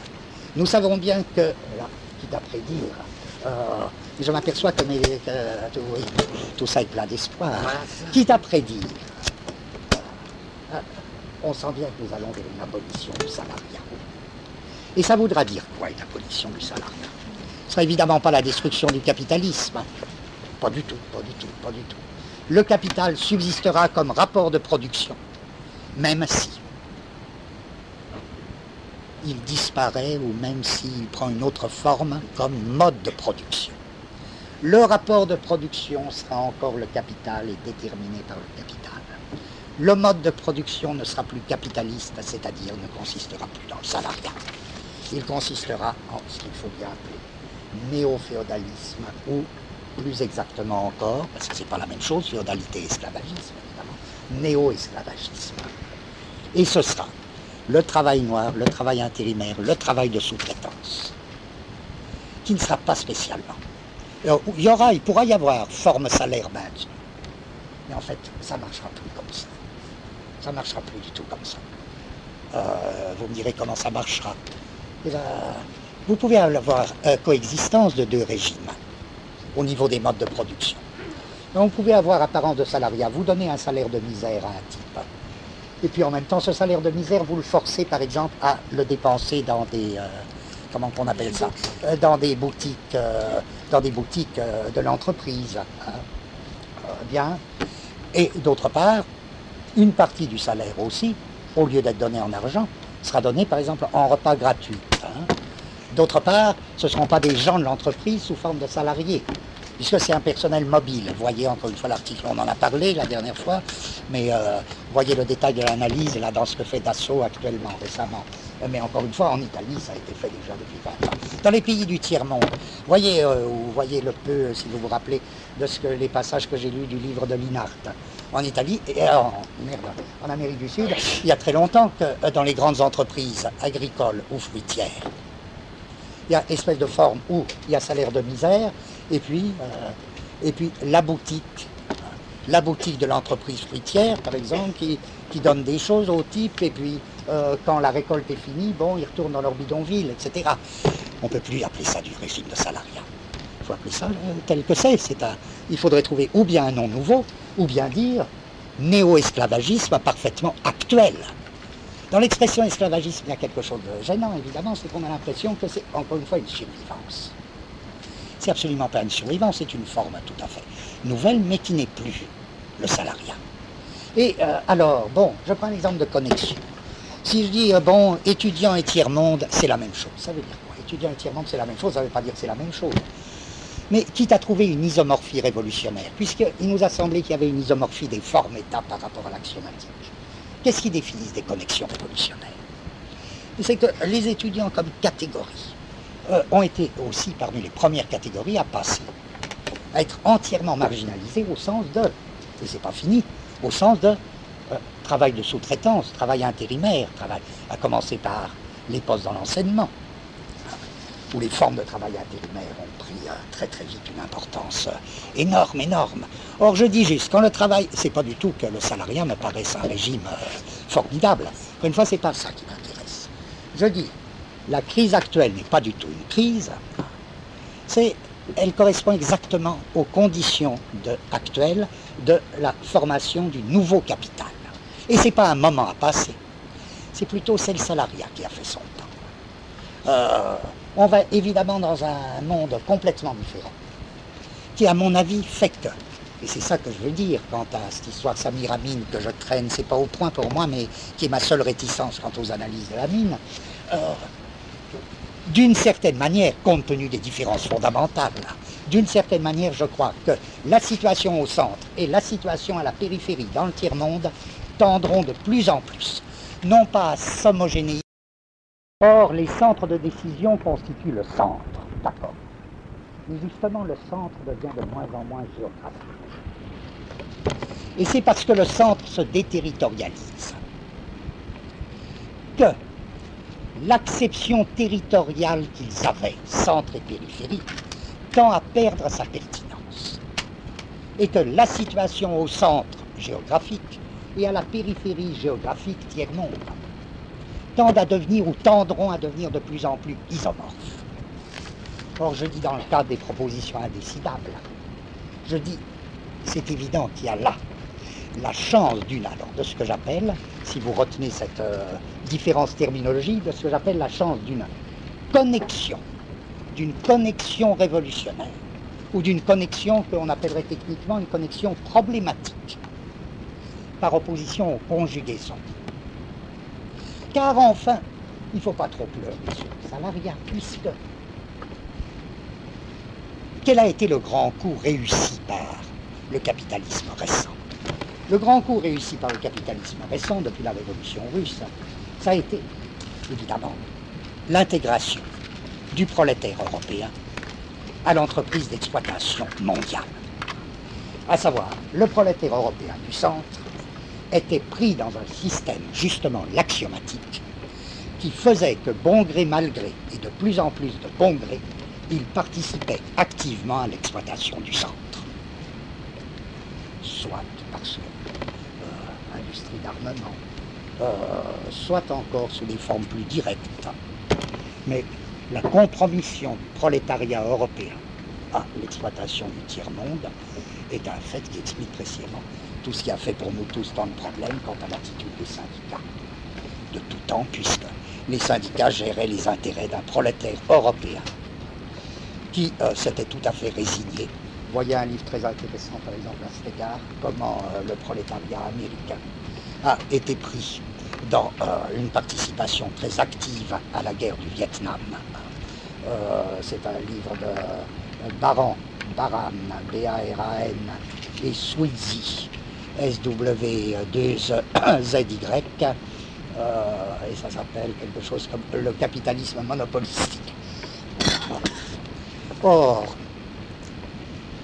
ça je dirais, la manière dont le prolétariat occidental européen et américain a été déterminé à participer activement à l'exploitation. C'est précisément le cas d'une conjonction axiomatique. Ça a été à force de faire des axiomes pour la classe ouvrière, etc. Ça a été toute la tendance social-démocrate. Ça a été, enfin, ça a une longue histoire dans l'Europe et en Amérique. Une connexion révolutionnaire par opposition à une conjugaison, une conjonction axiomatique. Ce serait comme le mouvement, pas inverse, c'est pas des mouvements logiques simplement, c'est lorsque se ferait ou lorsque naîtrait la chance d'une alliance entre le tiers-monde exploité et une classe de travailleurs au centre, qui ne serait plus exactement prise dans le régime du salariat.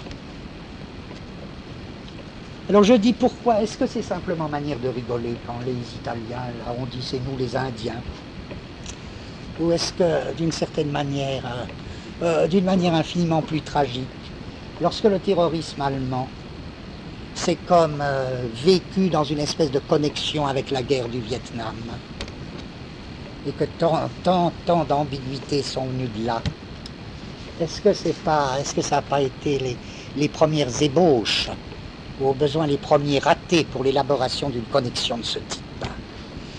Mais ce que j'appelle l'ensemble des propositions indécidables, c'est dans la suscitation, dans l'opération par laquelle le capitalisme ne cesse pas de susciter des flux, à proprement parler, indécidables. La possibilité que s'établissent des connexions entre une situation qui tente à pas s'homogénéiser, encore une fois, mais prenons ce mot pour plus de simplicité, qui tente à s'homogénéiser au centre et à la périphérie, et à constituer là une espèce de matériau révolutionnaire possible. Voilà ma cinquième, enfin dernière, et que je vais laisser en blanc parce que je l'avais traitée il y a 3 ans. Donc, et que les espoirs se sont tellement confirmés depuis, donc je la dis pour mémoire, parce qu'on va se coucher, on va en a assez, voilà. C'est le fait fondamental de la poussée et du développement et de l'activité des minorités. Et qu'est-ce que ça veut dire ça? Eh bien, ça veut dire quelque chose, il me semble, de fondamental, n'est-ce pas, dans à la fois tous nos espoirs et presque toutes les autres dimensions sont suspendues à ce dernier article, à savoir le développement des minorités ou des mouvements dits minoritaires. Et pourquoi pourquoi? C'est que l'État-nation, ça va de soi, à quelle heure il est? Oh là là, je termine à 18. Hein. Alors, j'en ai plus pour... Alors, vous comprenez, ça va aller très très vite. L'État-nation, c'est évidemment, tous les États-nations se sont constitués par une espèce d'écrasement de ce qu'on a appelé parfois mouvement nationalitaire ou minoritaire. Il n'y a pas d'État-nation, et si les États-nations s'appellent et se réclament d'une nation, c'est précisément parce qu'ils se sont constitués par cette espèce de surcodage de tous les mouvements nationalitaires. Bon, on a pu considérer longtemps, peut-être dans le premier capitalisme, que les mouvements nationalitaires étaient écrasés et qu'à la place, s'étaient établis des États-nations irréversibles. Or, je tiens à distinguer ou à rappeler qu'on avait distingué ici, il y a quelque temps, 3 notions très différentes. Les majorités, les minorités et aussi les mouvements minoritaires. Et ce qui m'importe, c'est que minorité et mouvement minoritaire, c'est pas du tout la même chose. Majorité, c'est pas difficile. C'est pas difficile à définir. Je dirais d'une majorité que c'est un ensemble qui est adéquate à son propre critère. C'est ça une majorité. Ça paraît idiot, mais c'est très bien, c'est très vrai. Vous voyez, c'est du niveau des concours. Quand on nous dit dans les concours, d'ailleurs c'est complètement illégal, mais forcément c'est illégal. On nous dit dans les concours, dites votre avis sur ceci, dites quelle est par exemple la dame qui vous paraît la plus jolie ou bien l'œuvre d'art la plus belle. Alors vous gagnerez, mais vous gagnerez à condition à ce que votre choix coïncide avec celui des autres. Sinon vous ne gagnerez pas. Vous voyez l'escroquerie, puisqu'on vous pose deux questions à la fois, dites ce que vous préférez, mais on vous dit attention, hein, il faut préférer ce que les autres préfèrent, parce que sinon tu vas perdre. Alors on se dit, ah bon, alors est-ce qu'on me demande ce que je préfère ou ce que mon voisin préfère? C'est une situation de tension. La majorité, c'est ça exactement. C'est un ensemble qui renvoie à son propre critère, en sens que fait partie de la majorité, ce qui représente le critère d'après lequel on a préétabli la majorité. Qu'est-ce que c'est que la majorité dans nos pays du centre? La majorité, c'est européen, adulte, blanc, mâle, quoi? Ah non, voyons.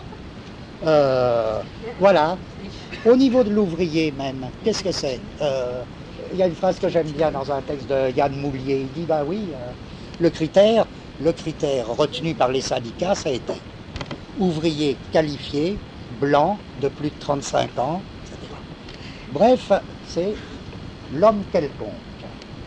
C'est exactement ça que Joyce appelait Ulysse. Ulysse, c'est-à-dire personne, c'est l'homme quelconque.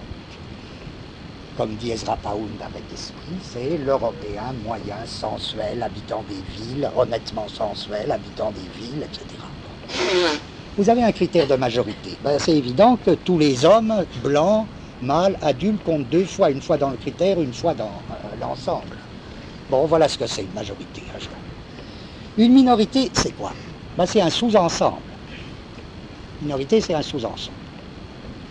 Pas difficile. Comment il est défini, le sous-ensemble? Par opposition avec les critères de majorité. On dira une minorité, alors, par opposition à mâle, qui est un critère de majorité, ce sera femme. Ou enfant. Non, ah bah non, pas le contraire de mâle. Par opposition à adulte, ce sera enfant. Par opposition à mâle, ce sera femme. Oui, que je ne me trompe pas, par opposition à... Voilà. Par opposition à blanc, ce sera noir, jaune, tout ce que vous voulez. Par opposition à ouvrier qualifié, ce sera OS, enfin tout ce que vous voulez. Voilà, ça vous avez une minorité. Remarquez qu'on retrouve pleinement notre axiomatique à ce moment-là. Une social-démocratie se définit par ceci, qu'elle vous foutra autant d'axiomes que vous voudrez, enfin avec des limites, pour les minorités, à savoir les sous-ensembles. Ah, vous voulez des axiomes pour les enfants? Bon, on va faire des maternelles, d'accord. Bon. Vous voulez des axiomes pour les femmes? Bon, d'accord, l'avortement, bon, d'accord. Tout ça dans certaines limites, parce qu'il ne faut pas exagérer, mais il y aura des axiomes. Hein. On appellera totalitaire au contraire. Ceux qui refusent les axiomes pour les sous-ensembles, sont ici à voir. Bon. C'est ça une minorité. Qu'est-ce qu'il faut appeler un mouvement minoritaire? Bon. C'est ni l'un ni l'autre. Chacun sait que les minorités meurent. Soit des sous-ensembles dans lesquels on les insère, soit des sous-ensembles qu'ils se fabriquent eux-mêmes, qu'elles se fabriquent elles-mêmes. Elles sont foutues. Sont foutues, soit parce qu'elles font une opération à la lettre de reterritorialisation, soit parce qu'elles sont, comme on dit, intégrées dans un système, dans une espèce d'axiomatique. Qu'est-ce qui définit un mouvement minoritaire? Hein, c'est ce que j'avais essayé de dire une autre fois, donc là je résume très très vite avant qu'on se quitte, c'est la détermination vraiment là aussi d'une ligne de fuite. À savoir, le mouvement minoritaire par opposition à la minorité, c'est pas un ensemble, c'est un devenir. C'est un devenir. Bon, et ben alors qu'est-ce que c'est femme comme mouvement minoritaire? Ben, c'est le devenir femme. C'est pas un sous-ensemble, c'est le devenir femme. Mais qui c'est qui devient femme? Eh ben, la réponse toute simple, c'est que ce qui devient femme d'abord, c'est les femmes. Ah oui, c'est les femmes qui ont à devenir femmes parce que c'est elles seules qui sont en bonne position pour le devenir. Mais si au contraire on considère être femme comme la propriété d'un sous-ensemble, c'est évident que c'est foutu. Elles ont l'espèce de secret ou d'exclusivité relative d'un devenir, mais pas du tout la propriété d'un État. Bon. Donc un mouvement minoritaire, c'est le tracé d'un devenir, et c'est exactement la même chose que dire le tracé d'une ligne de fuite. Hein. Or, ce n'est pas la constitution d'un sous-ensemble. Et en même temps que, je dis, les femmes ont à devenir femmes. Puis c'est pas tout. Les Black Panthers, je le disais très bien, les Noirs, ils ont à devenir noirs. C'est pas fait du tout. Pas fait. Au contraire, parce que si être noir, c'est être comme était leur papa, ben non. Au contraire, si les Black Panthers ont eu un rôle et ont eu une importance fondamentale, c'est que précisément, ils ont lancé là, ce thème, cette espèce de connexion révolutionnaire, à savoir que les Noirs avaient à devenir noirs. Et que c'était ça, déjà, l'activité fondamentale. Que sinon, il serait un sous-ensemble, une minorité, bon. Donc, il ne s'agit pas ni de prendre la majorité, c'est pour répondre à la question, parce que comment expliquer que ça est toujours si mal tourné? Évidemment, dès qu'on veut prendre la majorité, c'est la catastrophe. Il ne s'agit ni de réclamer un statut de minoritaire, ni de prendre la majorité. Il s'agit de tracer ces lignes de fuite où quelqu'un, collectivement ou personnellement, se lance dans un devenir. Devenir noir des noirs, devenir femme des femmes, devenir juif des juifs, etc. etc. Bon, ben, c'est pas fait. Pas sûr que ce soit en étant, par exemple, pieux, que les juifs deviennent juifs. C'est pas sûr. Hein. Vous comprenez? Alors, j'ajoute tout de suite, mais si c'est ça, si même le noir a à devenir noir, si même le juif a à devenir juif, qu'est-ce que ça veut dire? Mais la conséquence pour nous est fondamentale, c'est que nous aussi, si le noir a à devenir noir, c'est que cette opération, ce devenir, est inséparable d'un devenir coexistant par lequel le blanc aussi a à devenir noir. Pas de la même manière. Ce ne sera pas le copier. Il a à produire son propre devenir noir. Quelque chose qui, si vous voulez, culmine, si vous consentez à l'idée que dans ce cas, ce n'était pas tout à fait de la poésie ou des mots. Non, l'espèce de grand cri de Rimbaud, oui, je suis un nègre. Oui, je suis un nègre. C'est-à-dire ça seul un blanc qui se lance dans une espèce de devenir. Alors le devenir noir du noir a comme corrèle un devenir noir possible, éventuel du blanc. Le devenir femme de la femme a pour corrèle nécessaire, indispensable, un devenir femme de l'homme. Ça, les Anglais, les Américains l'ont tellement compris. Et c'est pas en faisant les travelots qu'on devient femme quand on est un homme. C'est sans doute par alors des modes d'écriture dont les romanciers anglais et américains ont déjà, par des manières de vivre, par une affectivité, par toute une affectivité. Ce que je dis immédiatement, je le dis avant que vous me le disiez, a un aspect évidemment dégueulasse. Parce que ça semble vouloir dire, vous comprenez, ah ben oui, on te voit venir, vous pourriez me dire.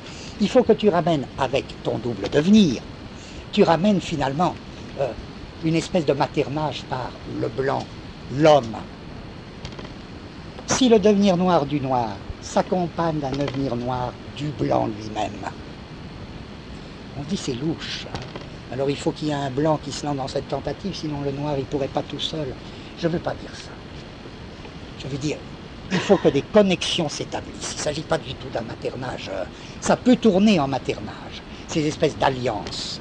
Alliance entre quoi et quoi? Ce serait ça une connexion.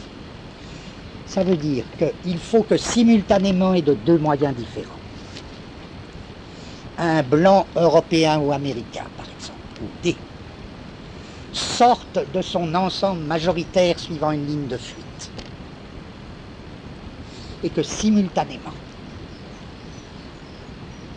un non-blanc, un non-mâle, etc., sorte de son ensemble de minorité, suivant une autre ligne de fuite. Une des plus belles phrases de Faulkner, c'est dans l'Intrus. Il nous fait dire à un personnage, eh ben oui, après la guerre de sécession, avant la guerre de sécession, nous autres blancs, fait dire Faulkner, on n'avait qu'un choix comparable à celui qu'il y a eu au moment de la Seconde Guerre mondiale. À savoir, il fallait bien que nous autres blancs, ou bien nous devenions noirs. Ça, cette formule dans Faulkner, elle est bonne pour nous au point de notre analyse, ou bien nous devenions noirs, ou bien que nous nous retrouvions comme des fascistes. Oui, ça me paraît la formule toujours, ça. Ça ne veut pas dire qu'il faudra un blanc pour chapeauter, pour patronner le devenir noir des noirs ou le devenir femme des femmes. Ça ne veut pas dire ça du tout. Ça veut dire que c'est en même temps qu'un mouvement minoritaire se compose comme ayant deux têtes dissymétriques. Une tête par laquelle quelque chose fuit de l'ensemble majoritaire et quelque chose en même temps fuit de l'ensemble minoritaire. En d'autres termes, le mouvement minoritaire, c'est un devenir qui passe entre les deux ensembles, l'ensemble de minorité et l'ensemble de majorité. C'est pour ça que le mouvement minoritaire ne s'identifie pas à un ensemble minoritaire. On voudrait qu'il s'identifie à ça, on ne peut pas. En fait, il fait tache d'huile, il fait tache sur le blanc lui-même, il fait tache sur l'homme lui-même, etc. Ceci dit, bon, c'est ça une connexion. En d'autres termes, le devenir est toujours un double devenir. On ne peut pas aller plus loin dans les raisons d'espérer, à moins que, voilà, à la rentrée. C'est la vraie gaieté. À moins à la rentrée, suivant votre goût, là on n'en peut plus, j'imagine, mais on peut faire une séance sur tout ça si vous avez des choses à ajouter. Le devenir est un double devenir. Des petites feuilles jaunes. Oh, je crois qu'ils veulent des feuilles.